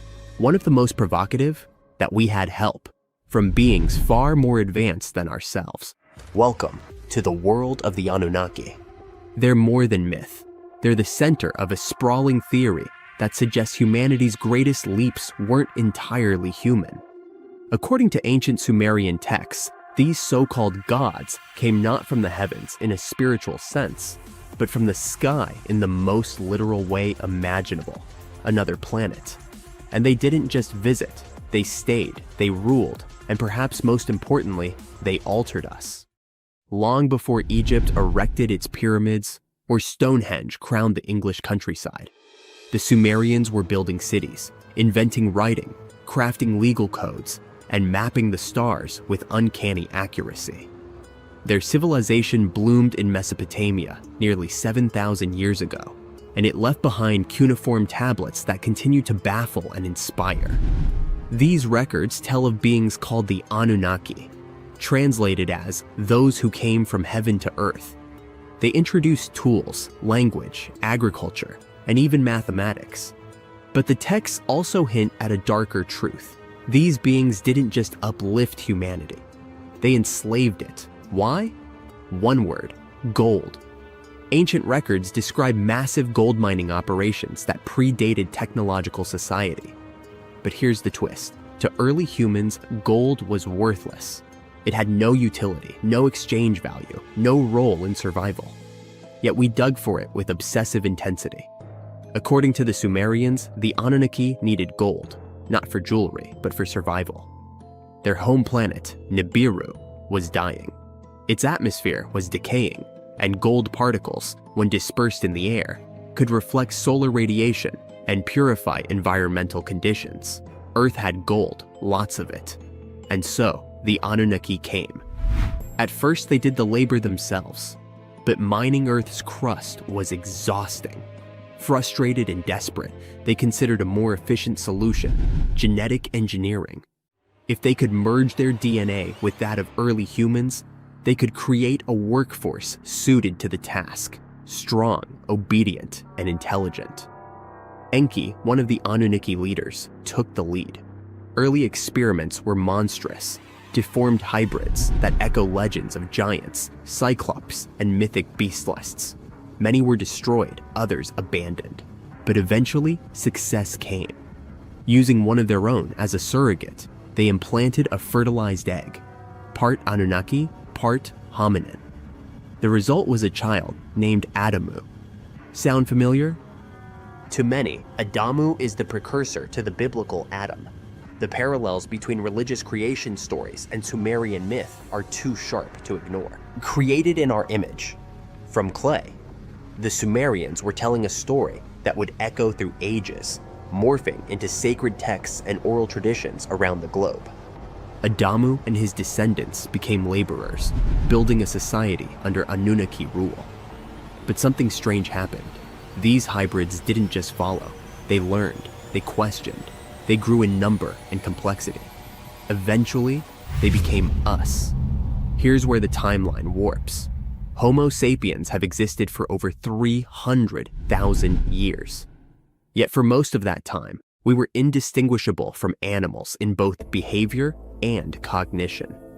Then, seemingly overnight, we developed art, architecture, religion, governance, and science. No smooth curve, just a spike. How? Some point to climate shifts or population booms, but others look to Nibiru. Modern astronomers have observed gravitational anomalies beyond Neptune, suggesting the presence of a massive unseen planet. Dubbed Planet 9 or Planet X, it eerily mirrors the Sumerian Nibiru, which they claimed had an elliptical orbit that brought it near Earth every 3,600 years. The timing of historical jumps in human development? It aligned suspiciously well. According to legend, as Nibiru approached Earth, the Anunnaki would return. Some think they never left. Others believe they're watching, waiting. What did they look like? Relics suggest beings 3-4 meters tall, with elongated skulls and high foreheads, features mimicked by ancient civilizations who bound the skulls of their elite. They wore ornate robes, had light skin, and luminous eyes. Their leader was Anu. His sons, Enki and Enlil, managed Earth's operations.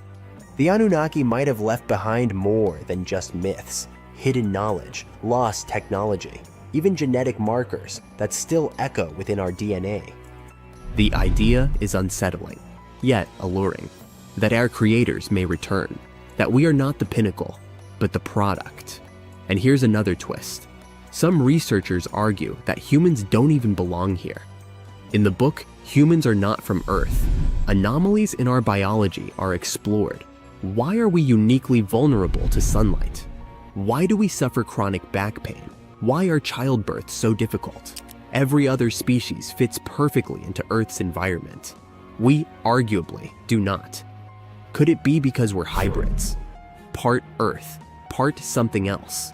From gold mines to rocket ships, from caves to satellites, our species has always been driven by something deep and inexplicable. Maybe it's curiosity, maybe ambition, or maybe, just maybe, it's a buried memory of where we came from and who made us. So next time you look up at the night sky, remember, the answers to humanity's origin may not lie beneath our feet, but far above our heads. And the Anunnaki, their story isn't over. It may be just beginning. Hey, how do you feel about taking a trip back in time? We're diving into the history of the Amazon forest to unravel the mystery of its lost cities. Grab your bug spray and hop on. The Amazon forest is the world's largest rainforest. The environment there can be extremely challenging for human life. Yet, the legend goes that the Amazon has been home to sprawling settlements rich in unmeasurable wealth. Could that really be true? Or is that none other than a figment of our collective imagination? The legend of El Dorado might be the myth that started this whole thing. As European explorers began their excavations in American lands back in the 1500s, word got out of an Amazonian civilization that used to paint their leader in gold as an offering to higher powers. The legend of El Hombre Dorado, aka the Golden Man, began to quickly spread around Europe. Explorers got excited at the possibility of finding an infinite amount of gold somewhere deep within the Latin American jungle. And as you can imagine, expeditions to the continent began to multiply with each passing year. It didn't take long before explorers found this civilization. They were known as the Muisca people and were located in Colombia, near Lake Gudavia. The Muisca people had a tradition of painting their leader, aka the Zipa, from head to toe in gold. In a ceremonial gesture, the Zipa would swim into the river, spreading gold dust all over the lake. For the Muisca, this was their way of acknowledging and thanking the higher powers of the universe they believed in. When European explorers heard and witnessed this practice, they were amazed. For them, gold was used solely for commercial purposes as their main currency for trade. This made them think that the Muisca people must have stacks and stacks of gold hidden somewhere in the jungle for them to use it so abundantly. Well, that's how the legend of El Dorado was born. What was once the practice of El Hombre Dorado traveled on word of mouth until it became El Dorado, a fictional city that was most likely to hide piles of gold. The hunt for this city led Europeans to spend large amounts of money to scour the Amazon forest. Unfortunately, all of their expeditions came back empty-handed. That is, if they ever came back at all. Now, jump to the beginning of the 1900s. In England, the Royal Geographic Society, a prestigious British institution, was looking for somebody willing to travel down to Latin America to trace the border between Brazil and Bolivia. More specifically, the part of the border that is nestled deep within the Amazon rainforest. One Sir Percy Fawcett was a Latin American aficionado, and he gladly volunteered to do the job. Oh, it's important to note that the Amazon forest is virtually the size of the continental USA. It sprawls across 8 countries, including Brazil, Peru, and Bolivia. And trust me, getting around is no easy feat. The jungle is covered in dense vegetation, and in addition to that, it's home to insane predators such as anaconda snakes, panthers, crocodiles, piranhas, and so on. But despite all that, Fawcett was very successful in his mapping adventure and seemed to be wanting to come back more. Back in England, Fawcett would scour diaries from other explorers hoping to learn more about the ancient Amazonian civilizations. He would read about the Incas and the Mayans and the great empires they built. He believed that if the Incas were capable of building empires that stretched over 2 million square miles, this could mean that other Amazonian civilizations could have thrived there too. During his research, Fawcett came across a report from a 16th century explorer. The report told of a city deep within the Amazon forest that held unimaginable quantities of minerals. A town that stretched for 15 miles without any space from a house to house. This report fueled Fawcett's imagination to a new extreme. From then on, he became obsessed with finding what he called the lost city of Z. Over years, Fawcett searched the Amazon forest, usually looking for stone ruins that could possibly indicate human settlements. On his later expeditions, he focused on exploring the state of Mato Grosso in central Brazil. He would travel from Europe and into the lower region of the Xingu River. The trip to the Xingu would take him around 14 days on foot. Then, he would set sail in small wooden boats accompanied by local indigenous leaders that knew the region better than anyone. How he communicated with the indigenous population is still a mystery, since they only spoke in local dialects. Some scientists believe that this could have been the real reason why he never found the city. They believed he wasn't able to communicate what exactly he was looking for. And this was not his greatest difficulty. As we've said before, Amazon is not a kind place for its visitors. In his diaries, Fawcett tells of encounters with a 60-foot-long anaconda, which he bravely survived. He writes of endless sleepless nights and waking up with his hands and feet swollen from mosquito bites. Some of his peers said he was invincible and tireless, but the day came during his 8th expedition when he didn't make it back home. Fawcett disappeared without leaving any trace behind. Some even suspect that he was close to reaching his lifelong goal. On the day of his disappearance, he sent an optimistic letter to his wife saying there was nothing to fear, and that he was setting out on a certain final search. Fawcett's failed attempt to find ruins seemed to support what had become a consensus among experts at the time, that this rainforest was too inhospitable to support large, complex societies, let alone cities. Experts were convinced that the Amazon's lost cities were nothing more than fiction. That is, until the 1960s, when modern research began to find evidence that suggested otherwise. Scientists discovered patches of extremely fertile soil. They called it Black Earth. And apparently, they found lots of it in the Amazon, especially alongside rivers. Further research even showed that such soil was created by human waste or the intentional burning of forests, which adds nutrients to the soil below, which could only mean bingo! The discovery of Black Earth was the evidence that large-scale agriculture was possible and probably did exist amidst the Amazon, confirming that settlements could have formed there after all. In the 1990s, along the Xingu River in Brazil, a team of archaeologists from the University of Florida made a remarkable discovery.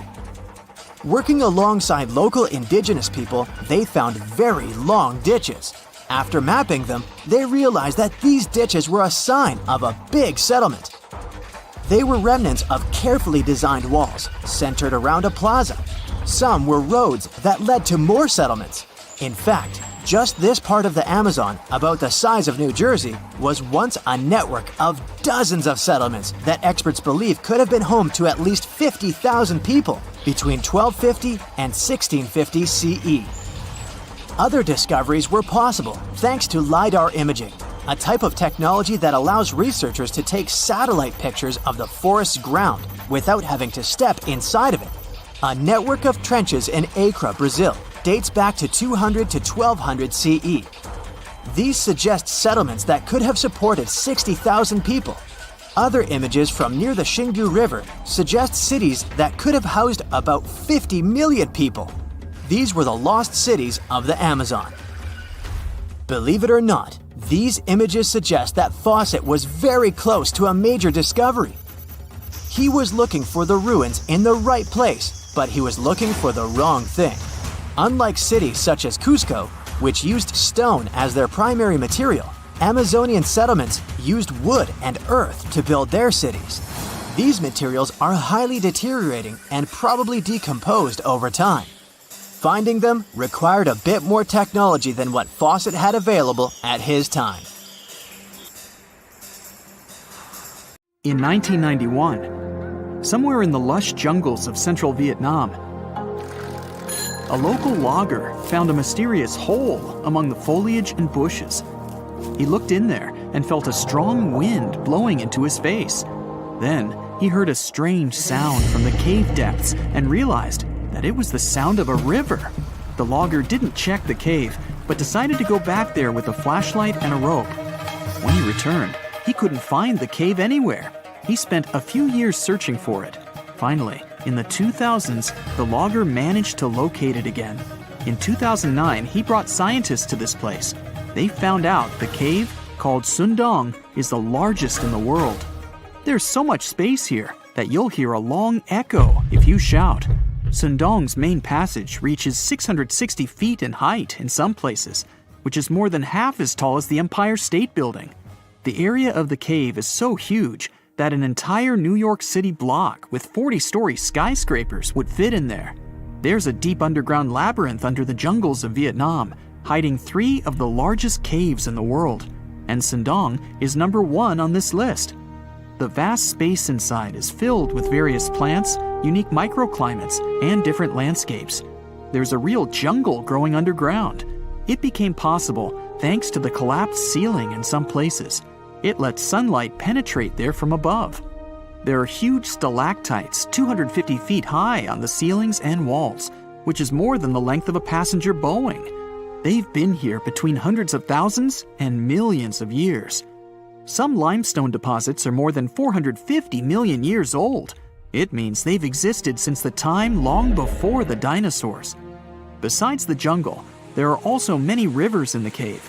They were formed because of rainwater coming down from holes in the ceiling. These rivers are smooth and fast, like slides in a water park. But riding them isn't the best idea, since they can carry you into one of those long labyrinths that the cave is full of. And we still don't know where they're going. You may find yourself in another unknown part of the cave. This is what happened in 2018. 3 divers accidentally discovered new areas in Sundong. The cave turned out to be much bigger than everyone thought. They dove into one of the cave's lakes and reached a depth of 256 feet. At the bottom, they found a separate tunnel. Divers lowered a fishing line with a lead weight there and found out that this place reaches a depth of 394 feet, and the tunnel is more than half a mile long. We still don't know the exact size of the tunnel. Sundong also connects to another huge cave. There are lots of things you can see in Sundong besides underground labyrinths and rivers. You can find spacious rooms with lakes, and you can walk for hours along dark mountain corridors.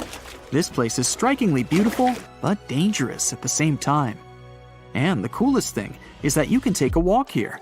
Since 2013, Sundong Cave has been open to tourists. It's not just an easy walk to take some selfies though. The expedition to the cave lasts for several days. For the first day and a half, you'll explore the 3rd largest cave in the world. And only after that, you'll reach Sundong. The path will take you through rivers, dense jungles, mountains, and rocks. You can meet many exotic birds, monkeys, and other animals. And according to many people, the way to the cave is even more impressive than the cave itself.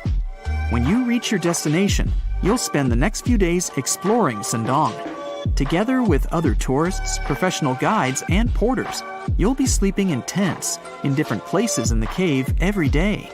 You'll see some stunning landscapes and, get ready for this, 400-million-year-old majestic fossils.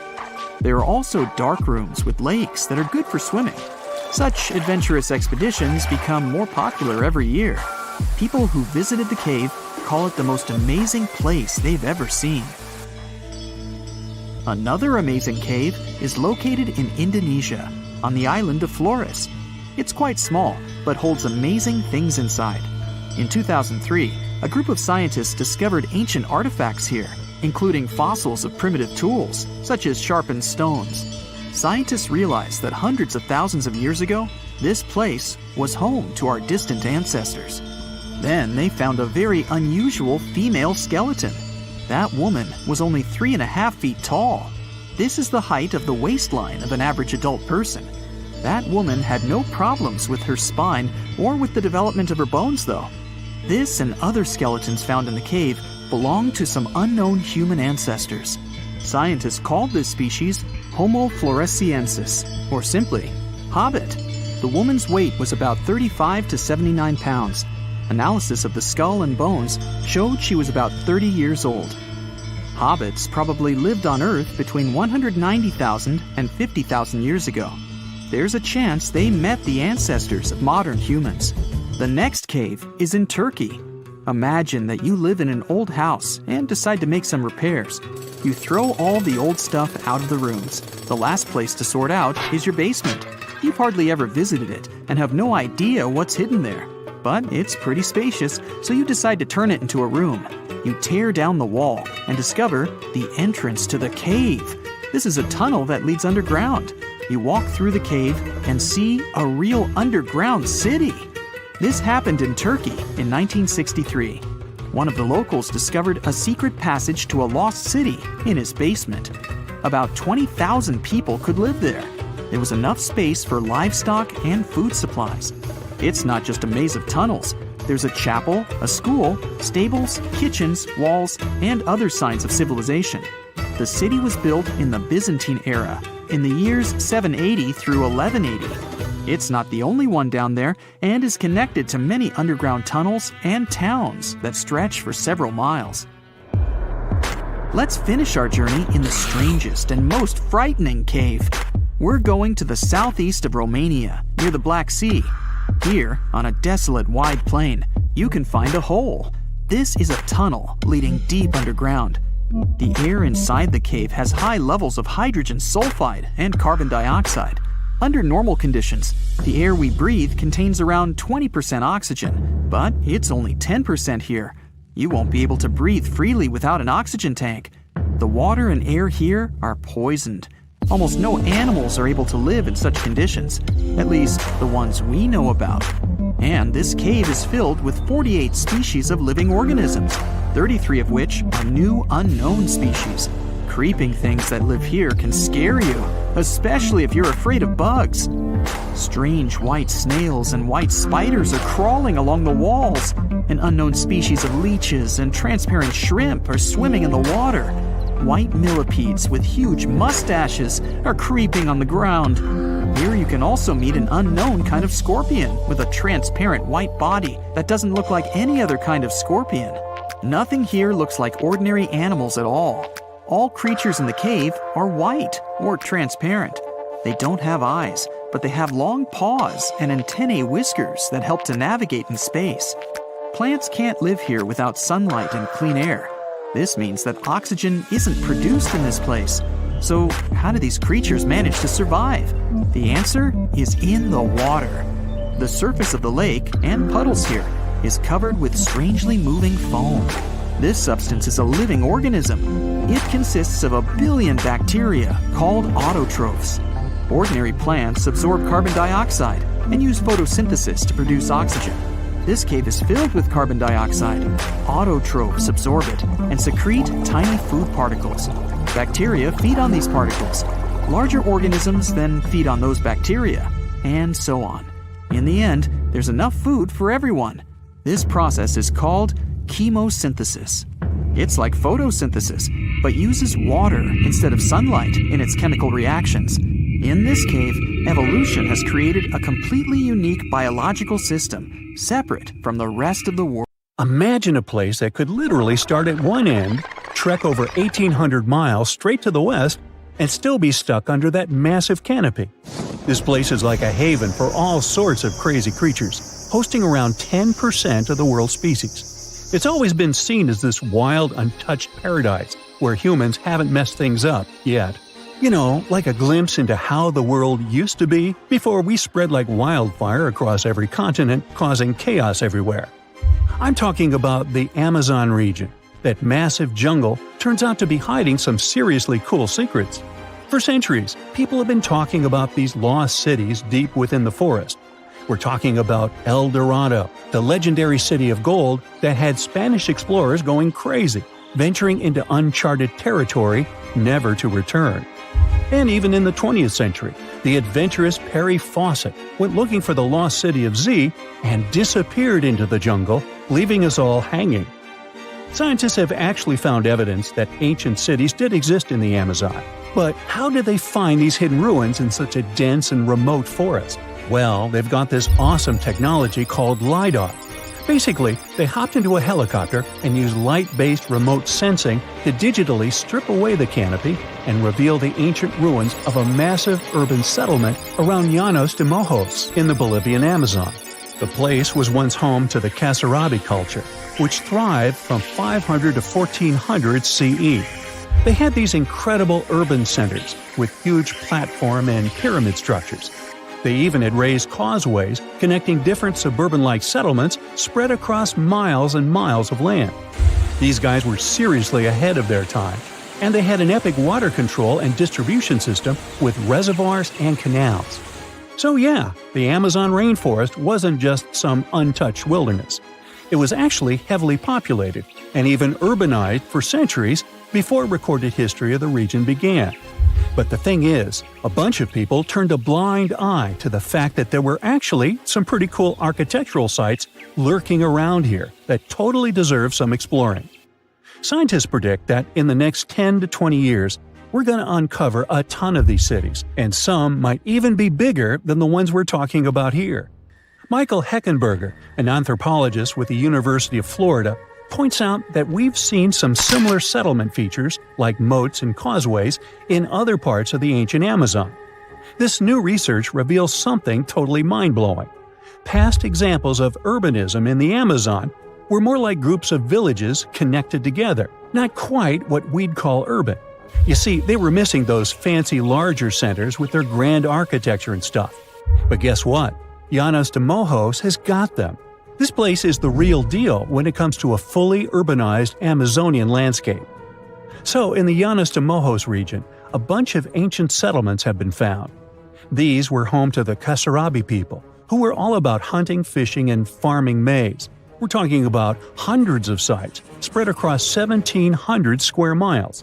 But these sites were so remote and hidden in the tropical forest that it was like trying to find a proverbial needle in a haystack. A team of archaeologists weren't going to let that stop them, though.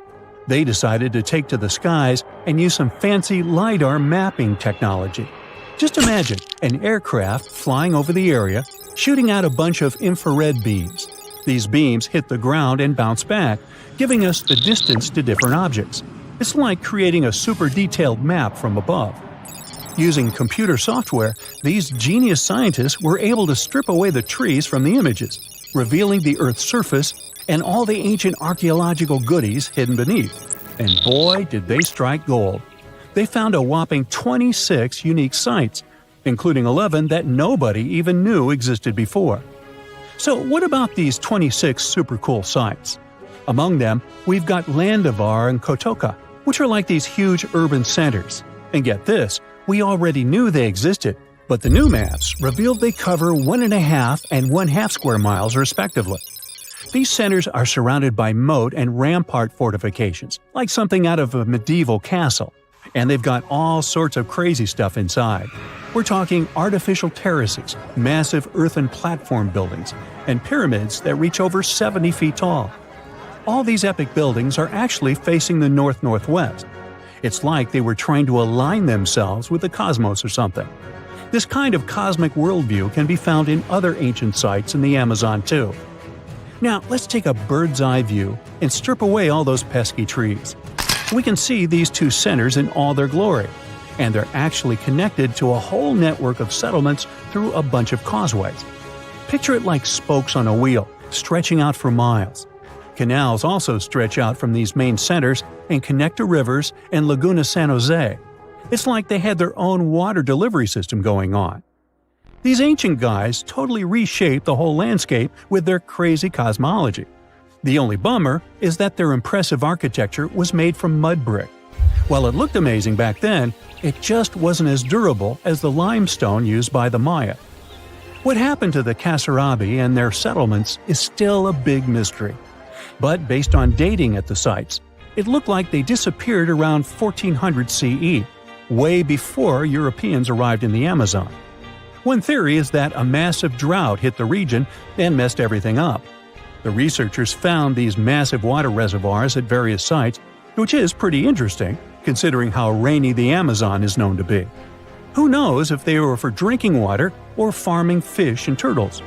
But hey, severe droughts have happened in the past, and it only takes a couple of bad harvests to make people pack up and move on.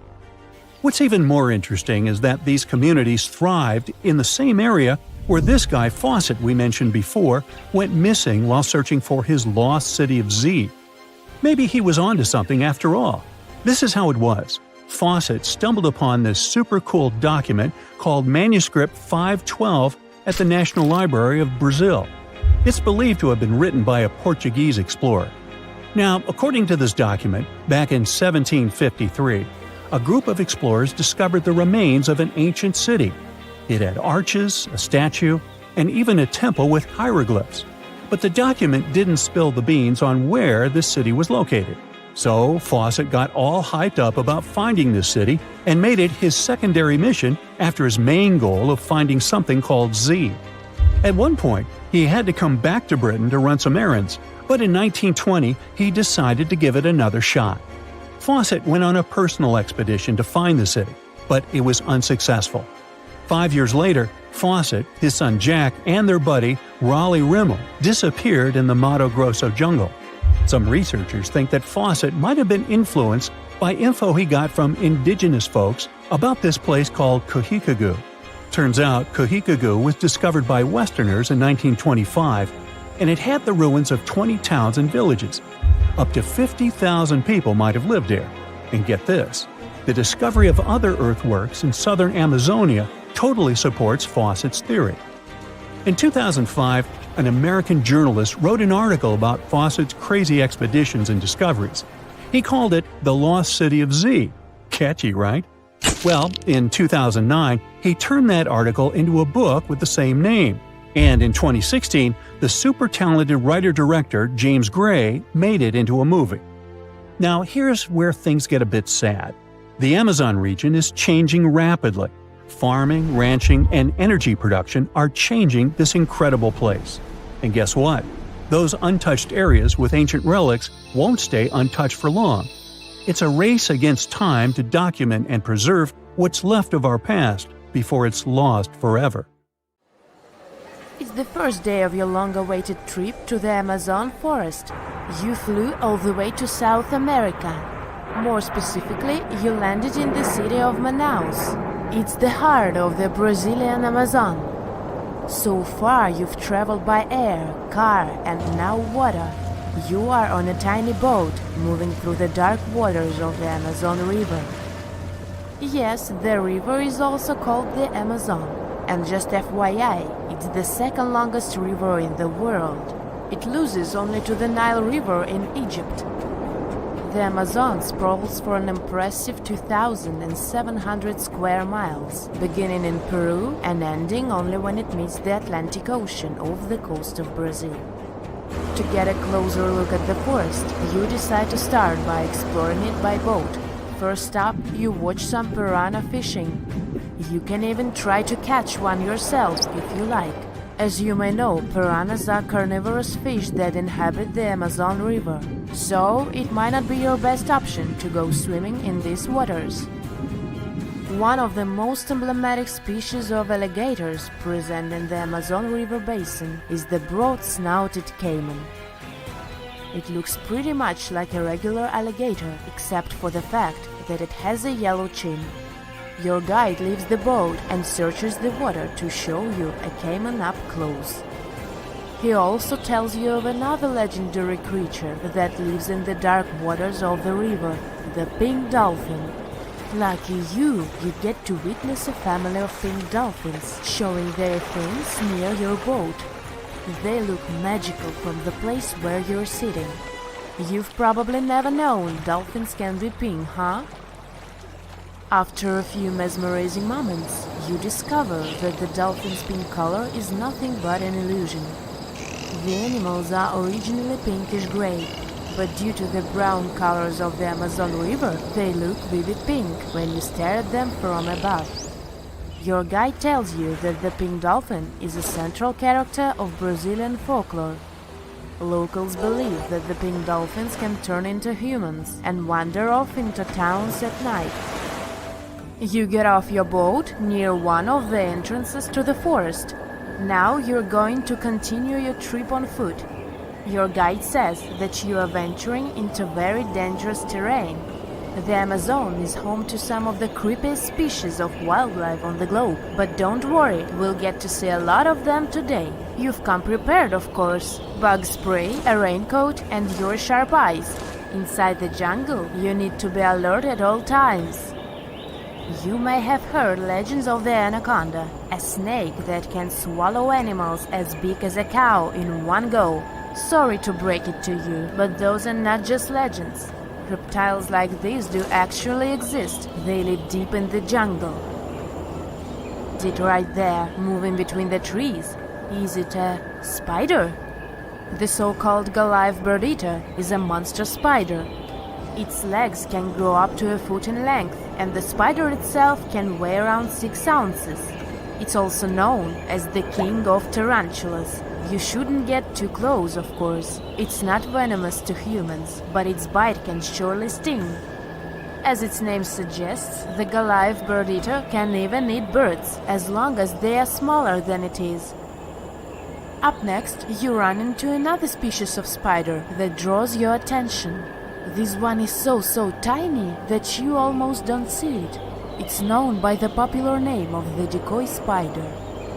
You see one of its creations, a gigantic spider built by the tiny Cyclosa spider in order to scare off large predators. This is as amazing as it is creepy. A spider that uses the remains of other insects and dry leaves to create the image of a large spider on its web. If it fools predators, perfect! But to us humans, this work of art looks almost endearing. Who knew there were artists in the arachnid world? Near a small lake, you witness a unique scene. A large snake is slowly slithering its way toward a lizard that is resting on a rock. The lizard seems obvious to the presence of the dangerous reptile, but right as the snake is preparing to attack, the lizard flies the scene in its iconic way. The so-called basilisk lizard is famous for its ability to walk on water, or rather run across the water. This isn't an illusion, just a matter of balancing. The small lizard moves its legs on top of the water very fast, while its long tail serves as a counterweight. I wish I could do that. If you've ever wondered what a frog looks like on the inside, you've come to the right place. Right in front of your eyes, there is a rare local species of frog. It's known as the glass frog. This species of amphibian has a type of transparent skin that is completely see-through. In other words, you can see the frog's interior with astounding clarity. It's as if you had X-ray vision. Moving on with your journey, soon you come across a pond. Floating on its water is probably the biggest water lily you've ever seen in your life. These huge plants are also known as the Victoria Amazonica. They can measure up to 8 feet across and hold the weight of a grown-up person. But I wouldn't recommend trying to climb on it if I were you. Just cause, you know, it's the Amazon forest we're talking about. The wildlife here is amazing, but the forest itself is also a sight. There are over 80,000 species of plants and trees grown in the Amazon rainforest. In fact, you can find 10% of all the world's wildlife in this jungle. An estimated 400 billion trees grow on the gigantic area the forest occupies. Of course, this place is bound to be biodiverse, right? You won't be able to witness this phenomenon during your trip, but your guide tells you about a unique species of tree that is famous for being able to walk. Yep, you've heard correctly. There are walking trees in the Amazon rainforest. They don't have legs or anything like that, but they do move around in search of better lighting conditions. The Amazon canopy is so thick that only 1% of sunlight can reach the forest floor. Because of this, some trees end up getting less sunlight than others. The so-called walking palm trees seem to be adapted to this situation. They grow new roots, which helps them move for 1 to 2 inches per day. They can walk up to 65 feet per year. Maybe that's what inspired John Ronald Reuel Tolkien to create ants, huh? Those are pretty similar tree beings that roam freely around the world. I kid you not, it's not only wildlife that inhabits the Amazon. Actually, over 30 million people live in the forest. And there are also ancient settlements that scientists believe to have been thriving there. And I'm not talking about El Dorado, that's just a myth. But in 2018, a groundbreaking study showed that up to 1 million people probably inhabited the Amazon, between 1250 and 1500 CE. Can you imagine that? Working alongside local indigenous people, researchers from the University of Florida found several mounds in the Amazon. Besides these mounds, they also discovered interesting ditches and geoglyphs. After mapping all of these recurring mounds, scientists understood that this was a sign of an ancient settlement. They found remnants of carefully designed walls centered around plazas. This could only mean that these ancient cities were big and could host hundreds of thousands of people. These findings brought back the idea that the Amazon could have been home to thriving civilizations way before the Europeans arrived there. But rather than cities drenched in gold, they were simply well-developed agricultural societies. The Amazon River travels through 9 South American countries at a length of over 4,000 miles. Still, it's impossible to cross it by a bridge. With the river being the main highway, traveling through this dense forest, and so few areas populated around the river, there's just no reason to have one. The river can rise up to 30 feet, and the river crossings that were only 3 miles wide can expand to over 30 miles in just a few short weeks in certain spots, making a bridge nearly impossible to build here. In New Zealand, in the coastal town of Mauriki, there are huge spherical boulders. Some rocks are 6.5 feet tall and weigh about 7 tons, as much as 10 cows. Ooh, there's a 10-cow boulder. Maori legend has it that these rocks are from the remains of the goods from a large shipwreck that happened hundreds of years ago. From a more scientific perspective, it's sand and gravel combined to form these giant boulders. Waves and winds give them a smooth, round appearance over time. The whole process might take millions of years. Indonesia's Kaiwan Ijen volcano is famous for a stunning turquoise-colored lake sitting at the top of the peak, but don't dip in. It's an acid lake. But its scariest part is the sulfuric gases leaking out when lava flows freely, reaching temperatures hotter than 1,000 degrees Fahrenheit. When those gases come in contact with the air, they combust into a spectacular electric blue flame. That's why the volcano has blue lava. The island of Surtsey, south of Iceland, was formed over 50 years ago by a volcanic eruption. It all began back in 1963 when a powerful volcanic eruption created one of the youngest islands on the planet. All sorts of bacteria, fungi, and molds began taking over the island, leading to numerous other animals finding their way here, like seals and birds. Birds and ocean waves deposited seeds all over the island. Sadly, the island's getting smaller now because of water and wind erosion.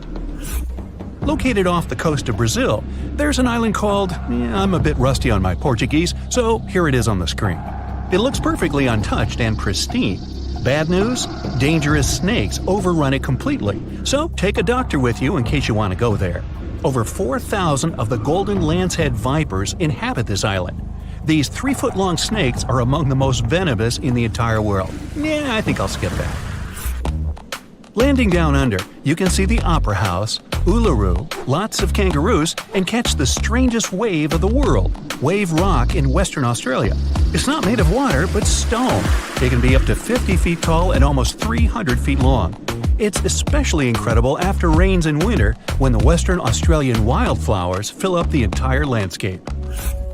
In Atlanta, there's a World of Coca-Cola museum. The formula for the secret recipe is in a large security vault, heavily guarded at all times. Only a handful of people can get through those vault doors. Since its creation in 1886, the company has kept it a secret for only the most honest employees. In 2006, a former worker tried to sell the formula to Pepsi, only for Pepsi to call the police and inform Coca-Cola. The polka dot lakes is a must for anyone who is in British Columbia. After the summer's scorching heat evaporates the lake's water, it leaves behind yellow, blue, and green water spots. These pools are full of all sorts of minerals, like sodium, calcium, and magnesium sulfates that get concentrated in the pools. You can't get too close or even dip your feet into them. A fence protects the entire lake with a sign about how culturally and ecologically sensitive the area is. In Death Valley, California, there's a mystery of the sailing stones. Since the early 1900s, the mystery of how all these stones were seemingly moving by themselves across the desert floor baffled everyone. Some believe that the rocks move by thin pieces of ice around the stones pushed by winds after winter. No one ever saw any of these rocks moving until 2014. Scientists set time-lapse recorders, and the footage showed the rocks sliding along the ground over time.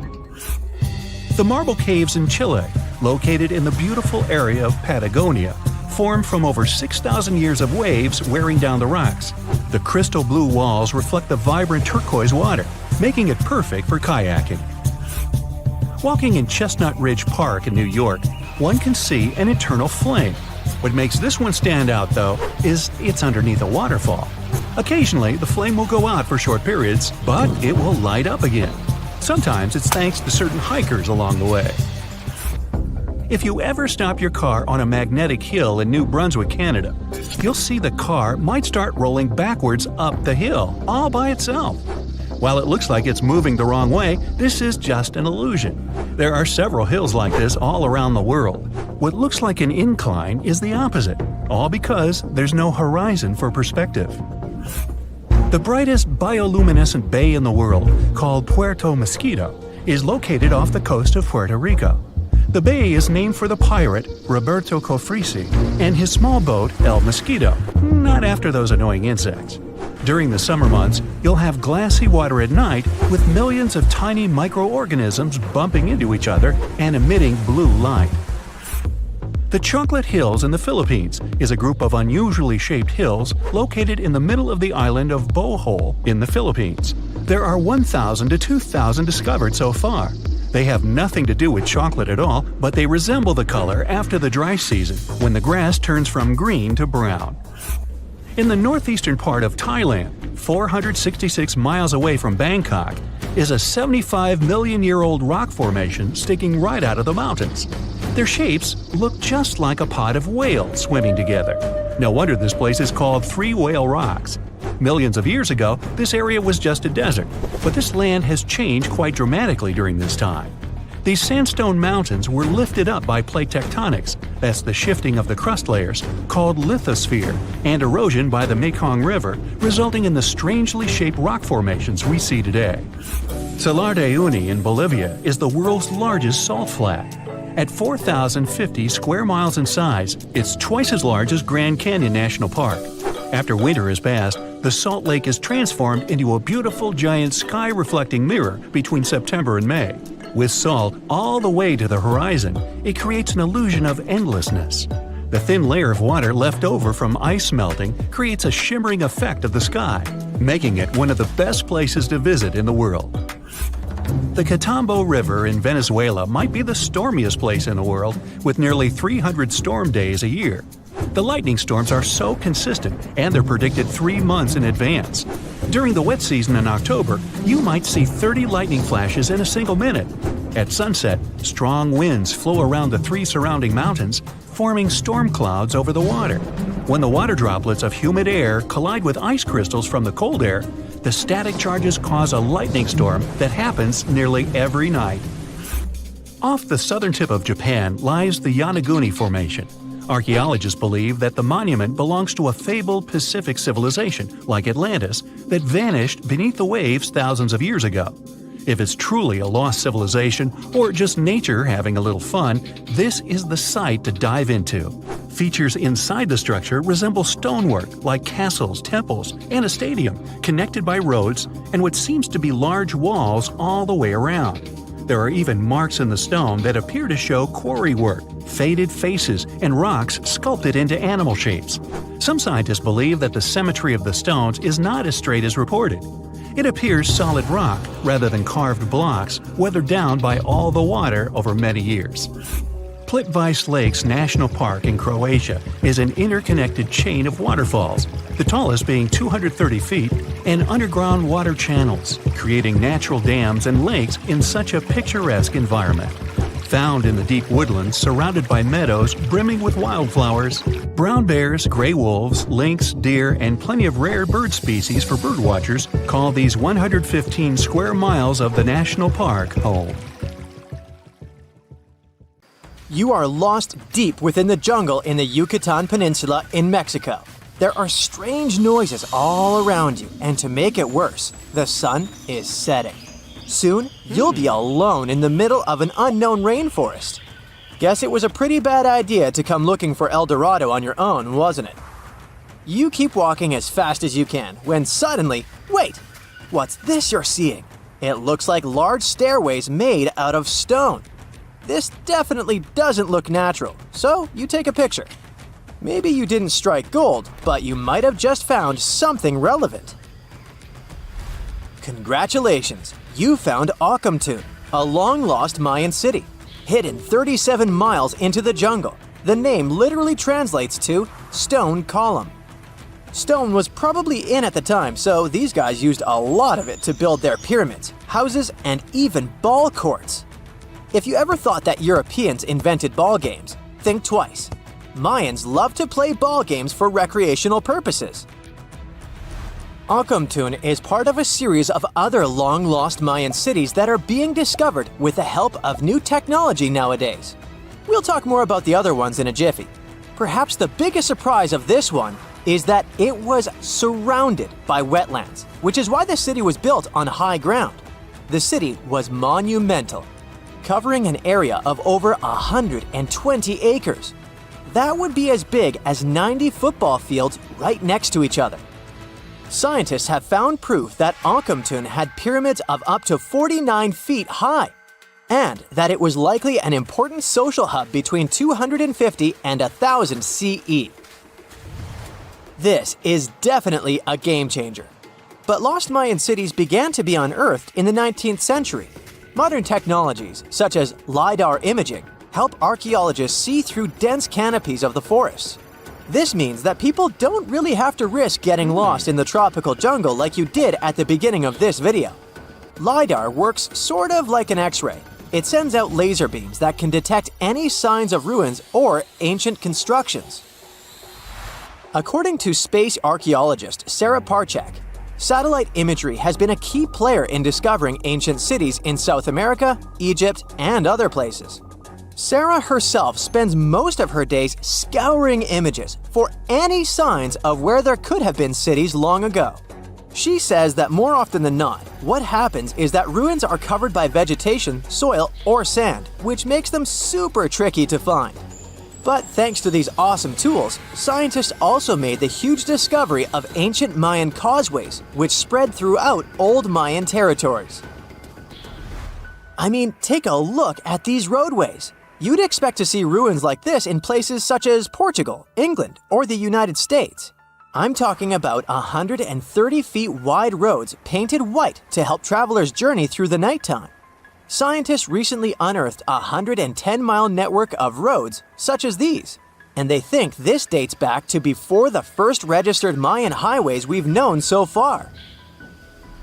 These roadways, which sometimes ran over the swampy ground and were even elevated at times, are being called the world's first superhighways. Even if there is no registry of animal-powered vehicles, it's believed that the Maya used them to travel around a network of possible 964 settlements. They were built like a huge spiderweb, and from what archaeologists have gathered, this huge system of roads worked to connect a big system of economic and social interactions between Mayan cities.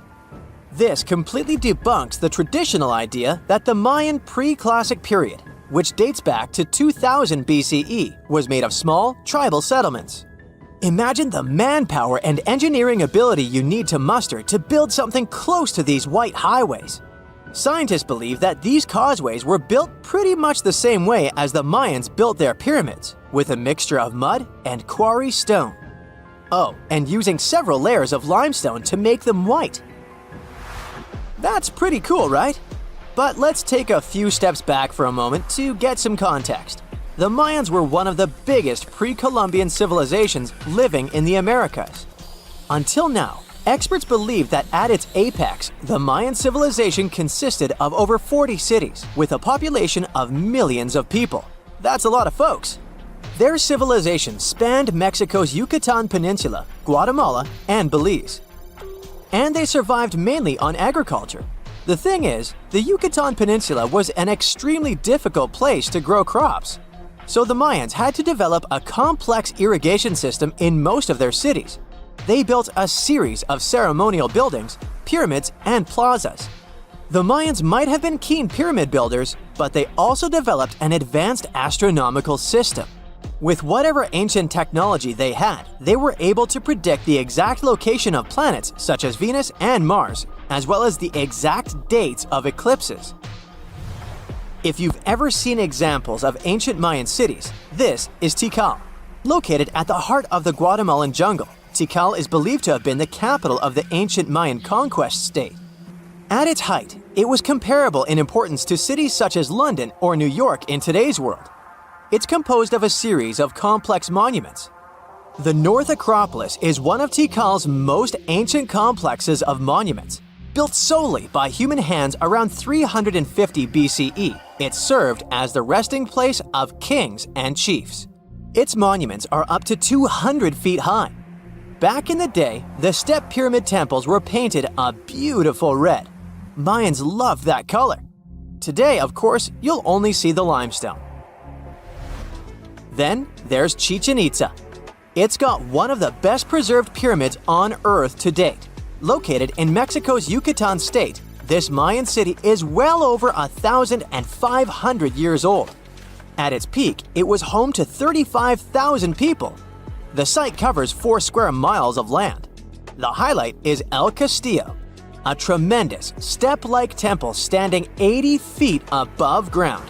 Its most peculiar feature is that it has 91 steps up each of its 4 sides, including the upper platform, which makes for 365 steps, the same number of days as the solar year. You can see that these folks were a pretty big deal, huh? That's why nobody can really understand what happened to them. There's a big lack of evidence on the decline of this almighty empire. What could have been the cause of their demise? Was it a drought? New research in 2017 did bring some new discoveries into the mix. Using data from a site at Ceibal, located at southwest of Tikal, scientists analyzed radiocarbon data from ceramics and archaeological excavations to extract new information about the unexpected demise of this great civilization. The information shows that instead of a sudden collapse, the Mayans most likely fell in waves of social instability and political crises.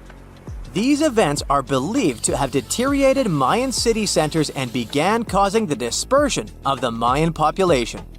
It's hard to pinpoint the exact causes, though. But hey, recent discoveries are shedding a big light on humanity's past. Not only about the Mayan Empire, but about other long-lost civilizations of South America.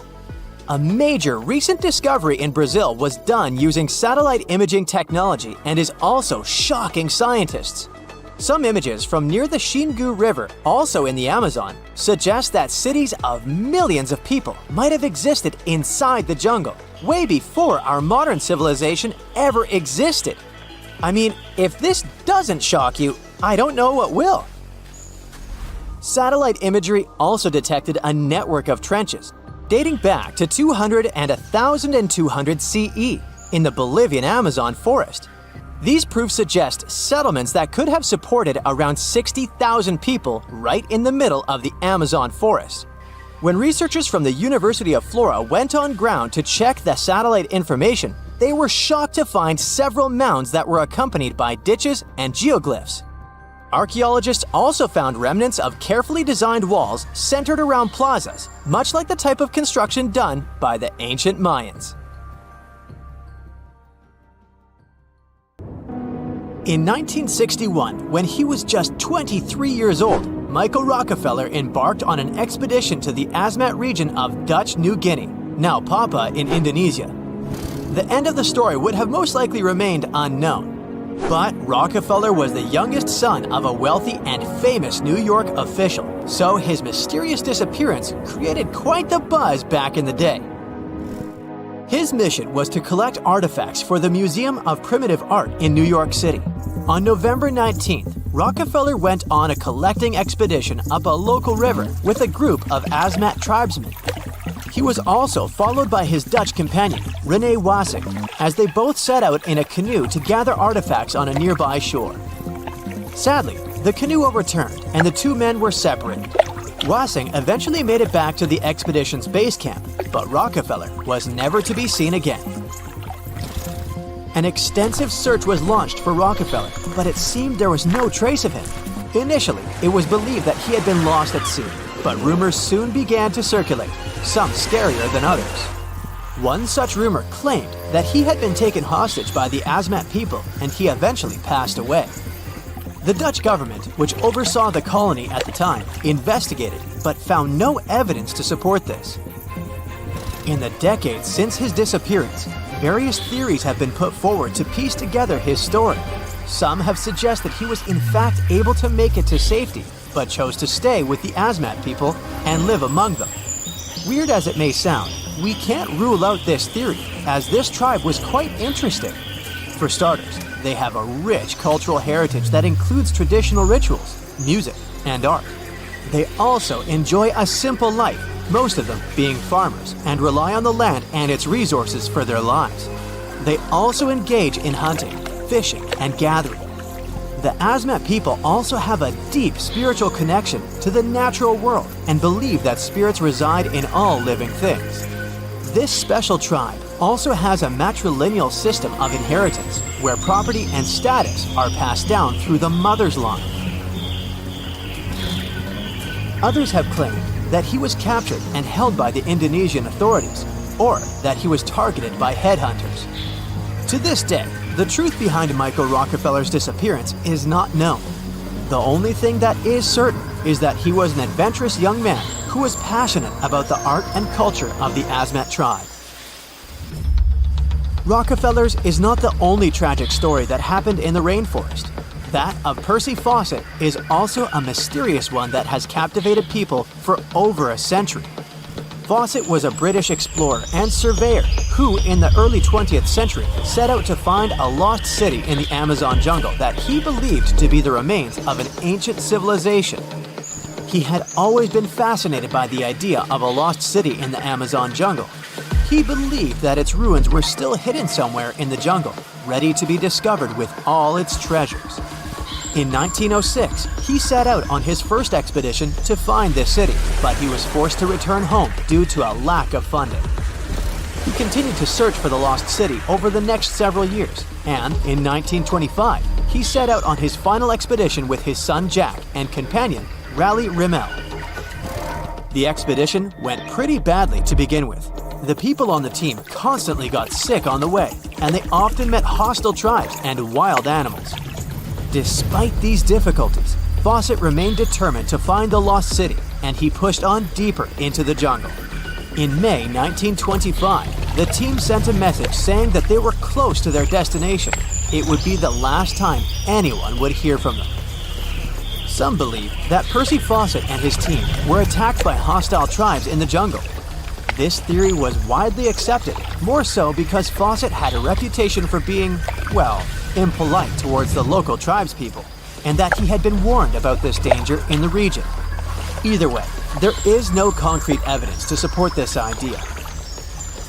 Another theory is that Percy Fawcett and his team passed away because they got sick or couldn't find any more food. There's no real evidence to support this either, since they stopped sending messages to the outside world about what was happening to them. A third theory is that Percy Fawcett and his team simply got lost in the jungle and were never found. The Amazon jungle is indeed one of the remotest and most inhospitable places on Earth, and it's easy to lose your way in its dense jungle. In some cases, the rainforest can be quite friendly, even if you get separated from your group. But many tourists visit Madidi National Park, a protected area for an exciting adventure. It's not all bad, because tour agencies in a nearby town ensure safety for visitors. Although accidents can happen in the park, the disappearances of visitors are rare. However, one 25-year-old Chilean man named Michael Carosio Acuna disappeared under mysterious circumstances back in 2017. Michael had joined a tour group and was planning on exploring the vast rainforest. One day, the guides invited the group to participate in a special local ceremony. It was meant to thank Mother Earth for allowing them in the forest. Weirdly, Michael refused. Maybe he was tired, or maybe he just didn't care much about the local tradition. Either way, when one of the guides went to check on him, he was gone. Everyone searched for him all night, but couldn't find him. Soon enough, locals came up with the theory that the young tourist offended the local spirits by refusing to participate in the ceremony. They even said he must have been taken captive in another dimension altogether.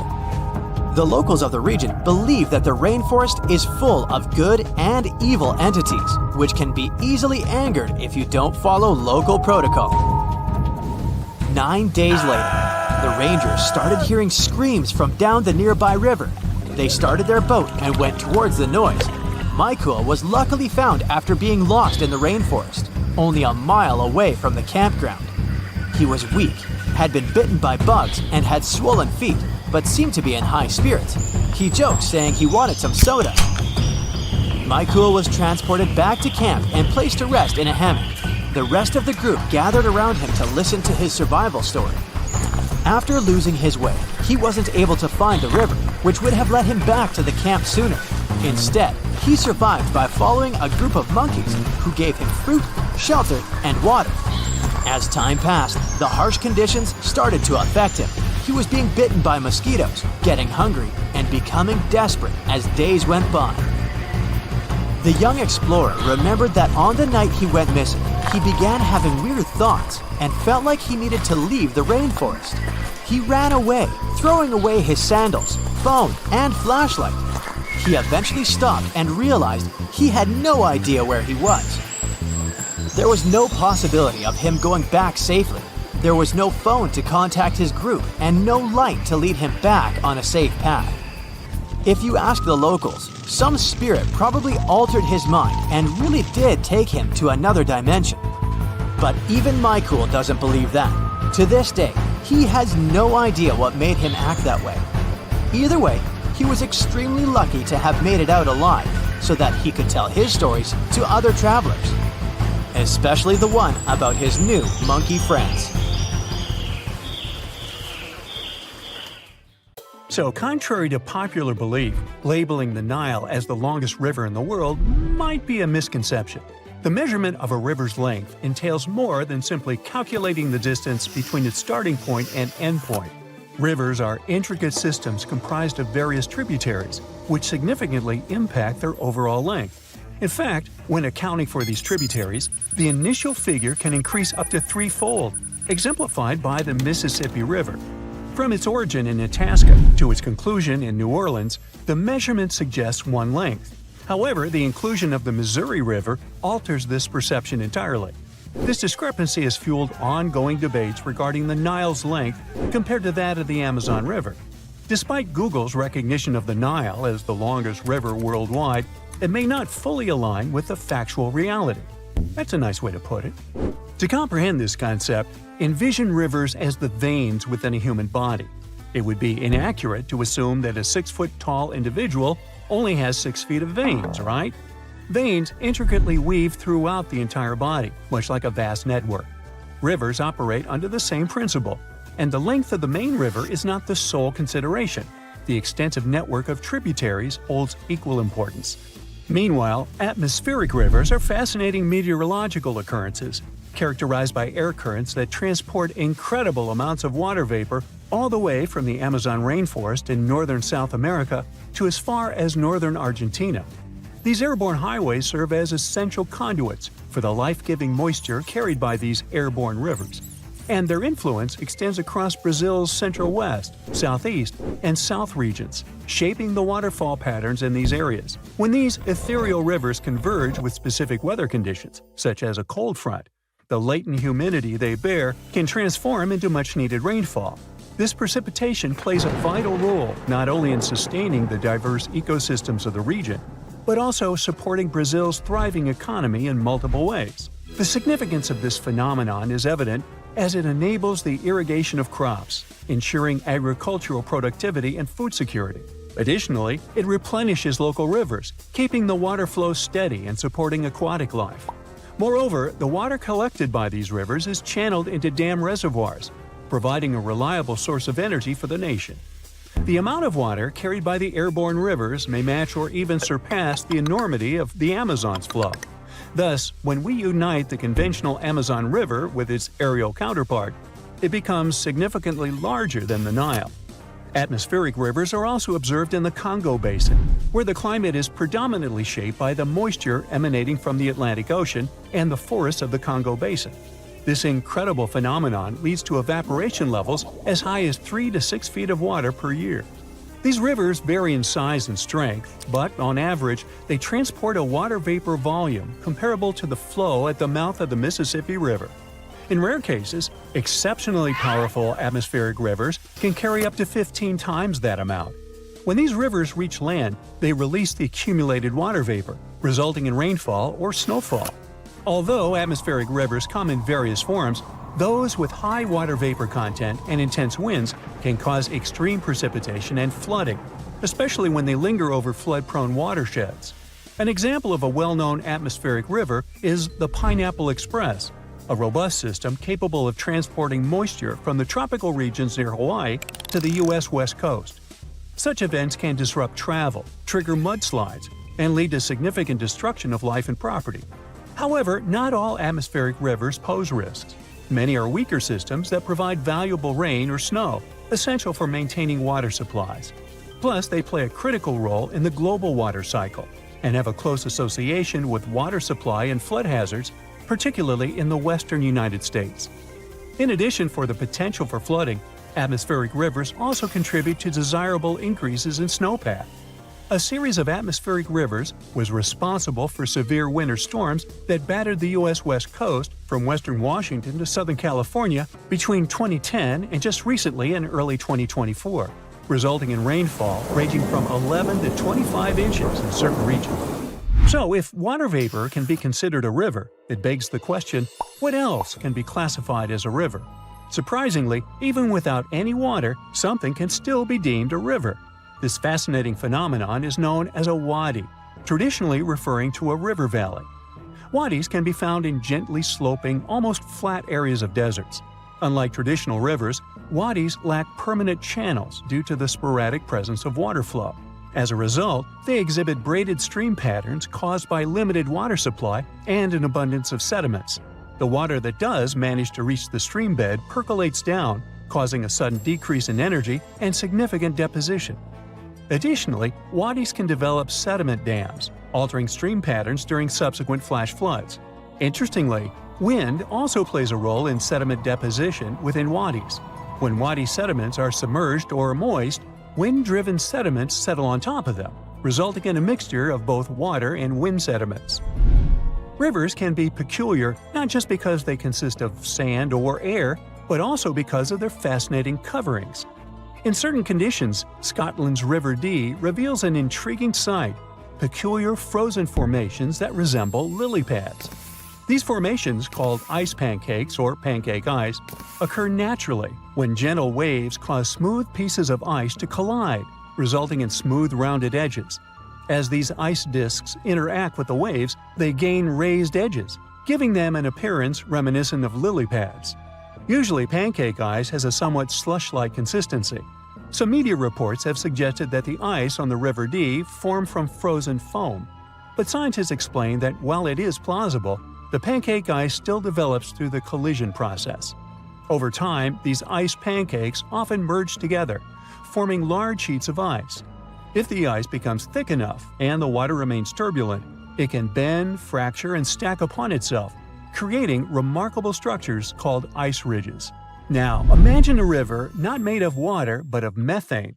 It may sound like an outlandish idea, but on Saturn's moon Titan, this is actually a reality. Vid Flamina, a fascinating river on Titan, consists of liquid methane and ethane and has drawn comparisons to the mighty Nile. Stretching over 249 miles, it gracefully flows into l'Egea Mare, which is Titan's second-largest hydrocarbon sea. While most of Titan's surface is composed of water ice, Vid Flamina stands out as a breathtaking river that carves canyons into the icy terrain, mimicking solid bedrock. NASA scientists believe that this extraordinary river hosts rapids, whirlpools, and even waterfalls, mirroring the features found in Earth's rivers. When NASA's Cassini probe reached Saturn in 2004, its main goal was to explore this giant planet and its moons. Scientists were particularly interested in finding evidence of liquid methane on Titan due to its unique surface temperature and methane-rich atmosphere. However, initial observations from Cassini concentrated on Titan's equatorial region, disappointed the researchers as they found no signs of seas or rivers. But this disappointment turned into excitement when Cassini's orbit shifted, enabling the team to focus on other areas of Titan's surface using radar techniques. Surprisingly, radar signals bounced off various angled and rough features such as sand dunes, cliffs, and rocks. But when the radar reached Titan's polar regions, the signal ceased, revealing mysterious dark spots resembling lakes, rivers, and tributaries akin to those found on Earth. The groundbreaking discovery came in December 2012 when Yanni Radabau, a scientist working with Cassini's team, announced an image captured in September of the same year. The image unveiled a river resembling the Nile, extending over 200 miles in a relatively straight course, indicating a correlation with fault lines similar to other significant rivers nearby. This remarkable flowing body navigates through rugged and inclined terrain, suggesting the occurrence of tectonic processes comparable to those on Earth. There's a mysterious island that appears and disappears like magic. Just like Schrödinger's cat, this Schrödinger's island exists and doesn't exist at the same time. Officially, it's called Sandy Island, and it once appeared in maps, but it was never there in real life. Australian scientists decided to solve the mystery once and for all by embarking on an adventure to find this elusive archipelago. But when they reached the coordinates, all they found was endless blue waves. It's like the island was playing a game of hide-and-seek with them. This story goes back to 1876. A whaling ship was crossing the area and reported an island. Whoever saw it said it was over 15 miles long north to south and around 3 miles wide, about the size of Manhattan, so not so tiny at all. But every time researchers went to visit the area, they found nothing. So in 1974, an official mission from New Caledonia declared that Sandy Island was simply not a thing and excluded it from all maps. People went on with their lives until they noticed that the island was appearing on Google Earth as a black blob. In 2012, another Australian expedition went out to check out the area to get some explanations. They had to write a eulogy for the long-lost island and explain what could have created this mess. For starters, mapping technology wasn't at its peak back in the 1900s. It was easy to get the coordinates wrong. Then there was the fact that the area is big on volcanic activities. It's likely that volcanic lava cooled down and created a raft of some kind. Let's say that the whaling ship went by, saw the volcanic raft, and thought it was land from a distance. But hey, it's just a guess. Humans have ventured far and wide across the globe, and it may have seemed at some point that we discovered each and every nook of our planet. But when Mount Liko popped up on Google Earth, scientists were overcome with excitement. This hidden gem in northern Mozambique is no ordinary rainforest. It's nestled inside a volcano. Determined to confirm the existence of this mysterious forest, experts assembled a team of top-notch scientists and specialists from around the world. The journey to Mount Lico was no walk in the park, with a daunting vertical rock climb standing between them and the forest. But after 6 years of planning and preparation, they were ready for the challenge. Once they got there, they saw it was even better than they imagined. The place was like a perfectly tended garden. The forest sounded unique and different from other rainforests. There were some insanely huge caterpillars that looked dangerous. And they even found ancient pots and evidence of an untouched human ecosystem. Ooh. Terra incognita means unknown land. And one of the largest unknown territories being uncovered today is the land beneath Antarctica's ice sheets. Below the snowy surface, there is an entirely new world of canyons, waterways, and lakes, which are now being mapped. One can't help but wonder, is there really liquid water below Antarctica's frozen surface? Yep. Water can exist without freezing due to pressure. The liquid water is the result of Earth's warm interior, and that's how we get things such as Lake Vostok. Now, you can't see it, but Lake Vostok is right here. Located in East Antarctica, it lies beneath 2.5 miles of thick ice. This huge lake is about 4,800 square miles. Humans could only discover it with the help of some top-notch technologies like seismic soundings and ice-penetrating radars. According to these scientists, it's likely that the lake has been there for up to 15 million years. Bhutan is on the map for, among other things, being the happiest country in all of Asia. But it kept a hidden gem for all these years, one of the world's tallest unclimbed mountains, Kunkar Pansum. Bhutan is enmeshed in the glorious Himalayan mountains. That's why the climbing community was beyond excited when they discovered an untouched mountain. Imagine being the first person to climb an unexplored peak. That would probably guarantee you a spot in the Guinness World Records for sure. The mountain has been untouched because of a Bhutanese law. For locals, the mountain peak is a sacred site, shrouded in mystery and legends. One of their beliefs is that the sacredness of climbing a mountain lies not in reaching its peak, but in truly communing with the mountain and enjoying the process. We got to admit, that is a bit of a newsflash for Westerners. If you're ever in the state of New York, make sure you check out the Aglo General Store. You'll have to drive somewhere around the Catskills to find a beautiful, grand, big nothing.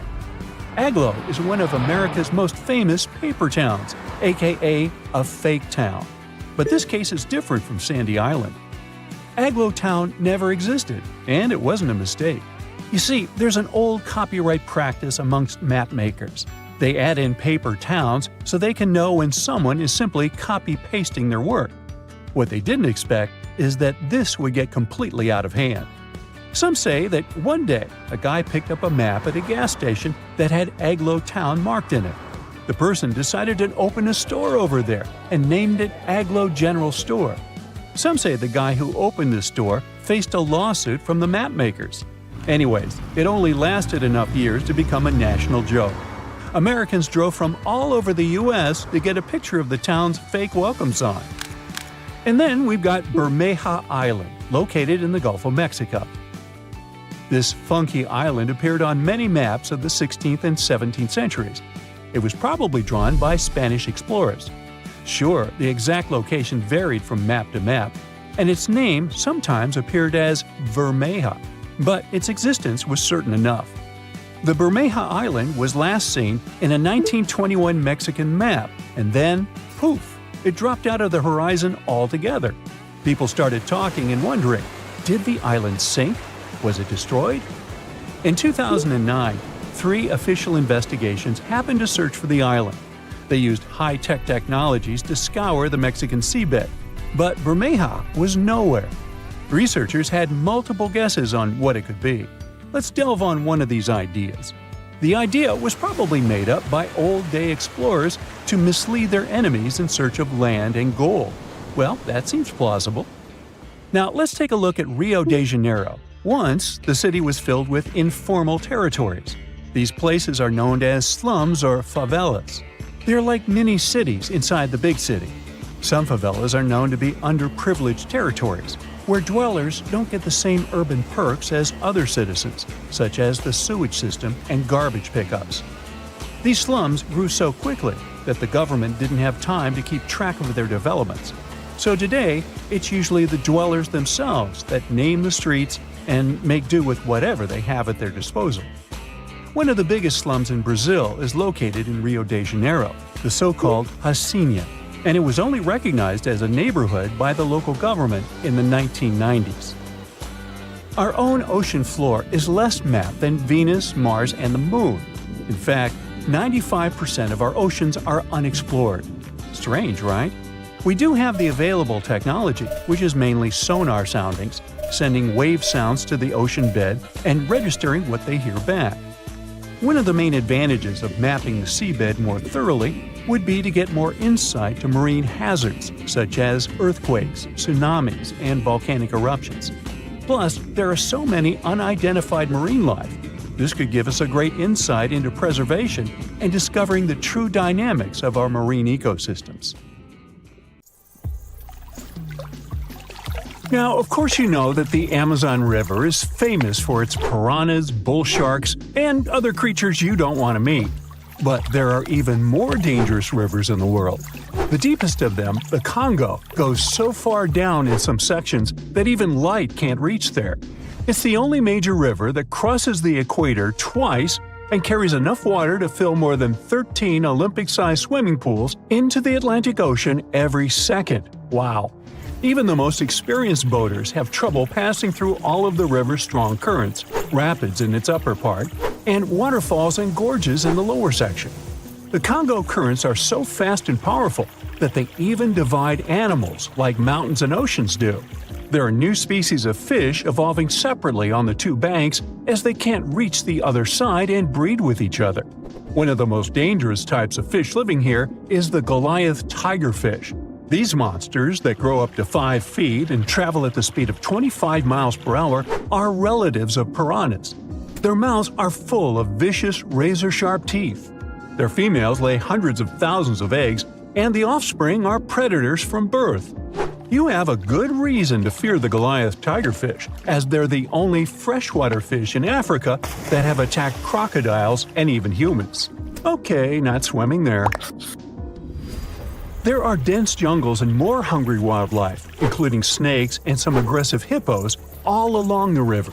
Still, it's used as a water highway in Central Africa, so barges traveling on it for weeks are often crowded with up to 2,000 people and capsize every now and then. And if you believe the local folklore, there's one more thing to be afraid of: the one who stops the flow of the rivers, a dinosaur-like beast that is said to live in the Congo River basin. There have been over 100 sightings over the last century, but no one can provide solid evidence the beast is real. At the turn of the 21st century, there was a series of terrible, mysterious stories on the Kali River in Asia. Something described as a mud-colored water pig would drag swimmers underwater in front of terrified eyewitnesses. British biologist Jeremy Wade stepped up to crack the case. He noticed that all the scary incidents were happening in one specific spot, stretching about 4 miles. Villagers told him this creature was growing big and bad from all the food it got. Wade examined the water with a depth sounder and thought it could have been a whirlpool. Then the monster dragged a domestic water buffalo into the water. The buffaloes are big and heavy, so the creature that attacked it would have to be super strong. Saltwater crocodiles don't go so far inland, and the most common local species of crocodiles don't live in cold waters. There were no bull sharks in the area either. Finally, Wade spotted several goonch catfish underwater. Some of them were human-sized. They couldn't capture these monsters with a regular fishing rod, but a special ceremonial construction did the job. The largest fish was 6 feet 7 inches long and 3 times the weight of an average gaunch. It was large enough to take down a human or a large animal, but Wade mentioned there could be even bigger ones living in the Kali River. The Orinoco River in South America is dangerous to navigate because of some crazy curves and strong underwater currents. It's easy to get lost here, even if you have your GPS on. There are sudden waterfalls all along, and you must be prepared to handle those to survive. The river is the only home to a rare Orinoco crocodile and has some pretty scary-looking vampire fish swimming around. This payara fish has sharp, spiky daggers that line their gums and two elongated fangs that rise from their lower jaws. Could probably use an orthodontist and some braces, you think? It's a ferocious hunter constantly looking for the next victim, which is going to be a medium or large-sized fish. If a human catches a payara, it will defend itself, leaving cuts, nips, and bites, but there are no known cases of this cutie taking a human life. Well, that's good. The Yellow River in China received its name after its color, but it wasn't always this yellow. It was first formed at least 30 million years ago and shifted its course over 30 times over the centuries. Yellow sediments moving downstream from a plateau in the distance transformed it from clear to muddy. This fine-grained substance piled up at the bottom of the river and formed natural dams. The huge amounts of water that the river carries need to find their way to the sea, and that's when major floods happened, taking several million lives in various epochs. The locals tried to solve the problem by building higher and higher levees, but it only made things worse. Water coming out of the river would now have nowhere to back up, as the riverbed was higher than the surrounding land. This even shifted the river's mouth. Now there are massive dams and dikes all along the river to try to contain it. The Parana River is the second longest in Latin America and has many tributaries. They flow in from the highlands near the Andes, and there's a huge drainage in the wet season. This makes the river a perfect home for, guess what, piranhas. There are 30 to 60 species of these scary fish in the Parana waters. In late 2013, they attacked bathers cooling off by the water on a hot day. People started running out of the river as they felt something was biting them in the water. Luckily, no one lost their lives in the accident, but it's still considered one of the most audacious piranha attacks ever recorded. Biologists later determined that the type of piranhas, called palomates, was to blame for this, and humans had probably disturbed their breeding grounds. Well, the piranha also has a strong current that is tricky for boats and swimmers to overcome. Plus, it often floods, which can be dangerous for people living in the surrounding areas. The longest river in the world, the Nile, flows through 11 countries all the way into the Mediterranean Sea. Expeditions have spent centuries looking for its source, and no one still knows for sure where this mighty river begins. Adding to the mystery, the Nile takes an unexpected turn right in the middle of the Sahara. Scientists have figured out the reason is a massive underground rock formation from millions of years ago. The Nile has served as the most important water highway for civilizations through centuries, but it has some pretty dangerous inhabitants, like crocodiles that grow to be 20 feet long, which is slightly more than the height of an average giraffe. These bad guys can reach a speed of 30 miles per hour on land and take the lives of a couple hundred people every year. Hippopotamuses that also live here sometimes go after boats, and venomous snakes like the black mamba and the Egyptian cobra add to the mix. One of the most dangerous creatures on the Nile is the mosquito, as they carry around all sorts of diseases that affect hundreds of thousands of people. The Brahmaputra River in Asia carries waters from the mighty Himalayas. When the snows in the mountains melt, the river floods massively, causing landslides, displacing millions of people, and taking the lives of hundreds of animals in the nearby national parks. Such floods are also common during the monsoon season in India, from June to October, with heavy rains. The course of the Brahmaputra River is changed incredibly over the past 2.5 centuries. Erosion is another danger it's hiding. The banks of the river are mostly made of weak cohesive sand and silt, and even though the erosion rate has gone down, it is still the reason a lot of people lose their land and get displaced. The Brahmaputra is one of the few rivers in the world that has a tidal bore. That's a strong tidal wave that pushes up the river against the current where a river empties into an ocean or sea. And there you have it.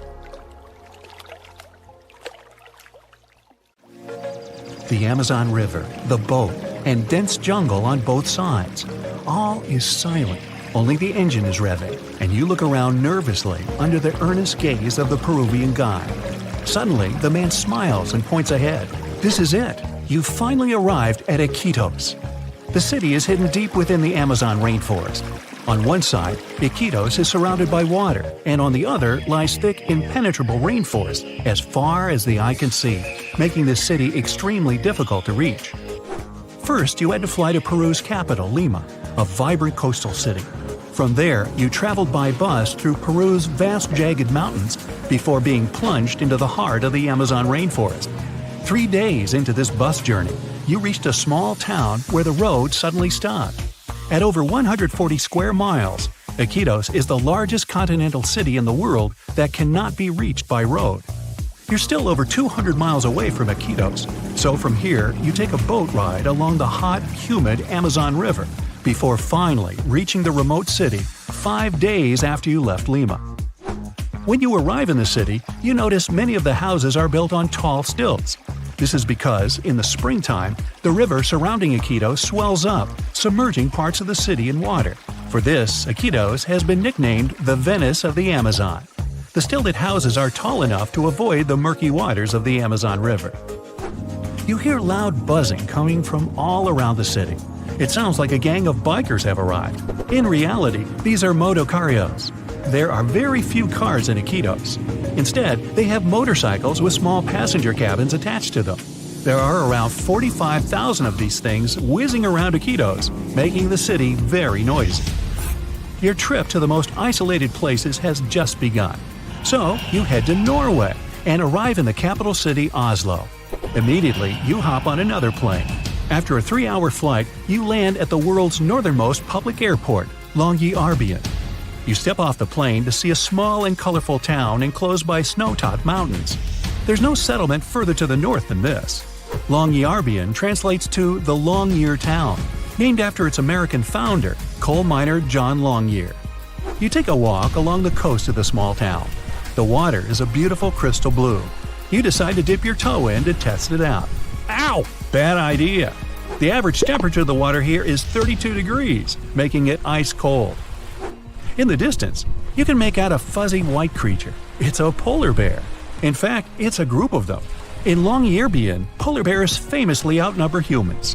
Around 3,000 of these animals populate the area compared to the human population of 2,300. Finally, the sun sets. You grab a blanket and sit back to take in the stunning view of the northern lights. Now, imagine you're walking in the scorching heat across Egypt's Great Sand Sea. You've been walking for miles, hours, days even, dreaming of water, greenery, and a place to rest, when suddenly you come across a small settlement with olive groves, palm trees, and even freshwater springs. This isn't a heat-induced mirage. It's the Siwa Oasis, an Egyptian city of 23,000 people and a miracle of nature. You travel here by flying to Egypt's capital, Cairo, and then embarking on a lengthy and desolate bus ride across the desert. When you finally spot some greenery amongst the sand, you have reached the Siwa Oasis. After refreshing yourself in the cool waters of the springs, you explore the city further and come across ancient ruins. This city has existed since 10,000 BCE, and many historical remnants can still be found there today. Amongst these ruins, you notice there are newer buildings. These are where the modern-day Siwi people live. You spend some time with the Siwi, a friendly and unique community of Egyptians. They tell you all about their city. The Siwa Oasis is located in the middle of the Sahara Desert, and due to its harsh climate, it's one of the most remote cities in the world. You notice how dry the air is and how scorching the sun feels. Reaching highs of 118 degrees Fahrenheit, this heat makes the Siwa Oasis a difficult place to live. It's time to travel to a more balanced climate. You head northeast and arrive in Russia's capital, Moscow. From there, you take a flight east again, traveling further and further across Russia until you're closer to Alaska than to Moscow. You've reached the city of Petropavlovsk, which translates to City of Peter and Paul.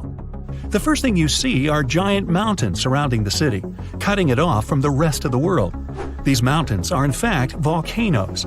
In this far eastern part of Russia, there are more than 300 volcanoes, including 29 active ones. These volcanoes stop any roads from reaching Petropavlovsk. The city depends on flights and boats to import supplies. You turn away from the volcanoes to stare out at the blue, shimmering ocean. The water looks nice, so you head down to the beach where a crowd of sea lions are sunbathing along the sand. Petropavlovsk is home to incredibly diverse wildlife. Just off the shore, you can see a whale fin poking out of the water. You explore the city's diverse landscape. You go to one of the city's ski resorts and spend the day on the slopes. Then you hike up a rocky path to the base of one of the city's many volcanoes. Finally, it's time to relax on a boat tour around the island to see the city's famous Three Brothers rock formation. Feeling inspired, you travel to another volcanic land, Chile's Easter Island. The island doesn't have a harbor and only one airline flies to the remote land, so you travel an entire day to Santiago, Chile. Then you climb aboard a small plane to fly to Easter Island. You walk among the high cliffs of the barren island and come across its famous monuments. These are giant, mysterious statues of human heads. They're called moai and were carved by the local people around 800 years ago. You inspect the earth beneath your feet. It looks and feels very dry. Easter Island consists of 3 ancient volcanoes. The volcanic soil makes it very difficult to grow crops or vegetation. Some of the city's trees were cleared hundreds of years ago to make way for the stone monuments, giving the island the empty look it has today. You embark on a boat ride 1,100 miles west from Easter Island. You reach a small green land floating in the Pacific Ocean. This is Pitcairn Island. You might recall that this place played a major role in the mutiny on the Bounty. You come down from the boat and begin your journey to reach Adamstown, the center of the island where its 43 inhabitants live. To reach Adamstown, you hike the Hill of Difficulty, a steep and rocky 200-foot climb to the top of the island. Now that you've finally made it here, you can explore the diverse and unique nature of the land. Pitcairn Island is home to the largest marine reserve in the world. You take a snorkeling trip and swim alongside all kinds of exotic fish. You explore vibrant coral reefs and even catch sight of a rare humpback whale. Dreaming of the great days of the old Wild West, you decide to travel to Supai, Arizona. To get to this Native American settlement and fragment of the past, you drive along America's famous Route 66. You stop, seemingly in the middle of nowhere with only desert land as far as the eye can see. Then you follow an 8-mile walking trail to reach Supai. You hike down into the Grand Canyon, almost 3,000 feet deep. You come across a stunning waterfall spilling over the cliffs of the canyon. This is Havasu Falls, a popular tourist spot, famous for its vivid blue-green water. After a further mile's hike, you finally reach Supai. Over 200 members of the Havasupai Indian tribe reside in this small town. It's often referred to as the most remote town in the United States. To your left, you see several mules making their way across town with packages on their backs. Because no roads lead to this small settlement, mail is delivered by a mule train. Without it, it would take the average mail carrier a 16-hour hike to complete this route. You walk around the area and come across many more towering blue waterfalls. The untouched nature and great views of the Grand Canyon make the long hike worthwhile. After a beautiful sunset, nighttime falls, and there are no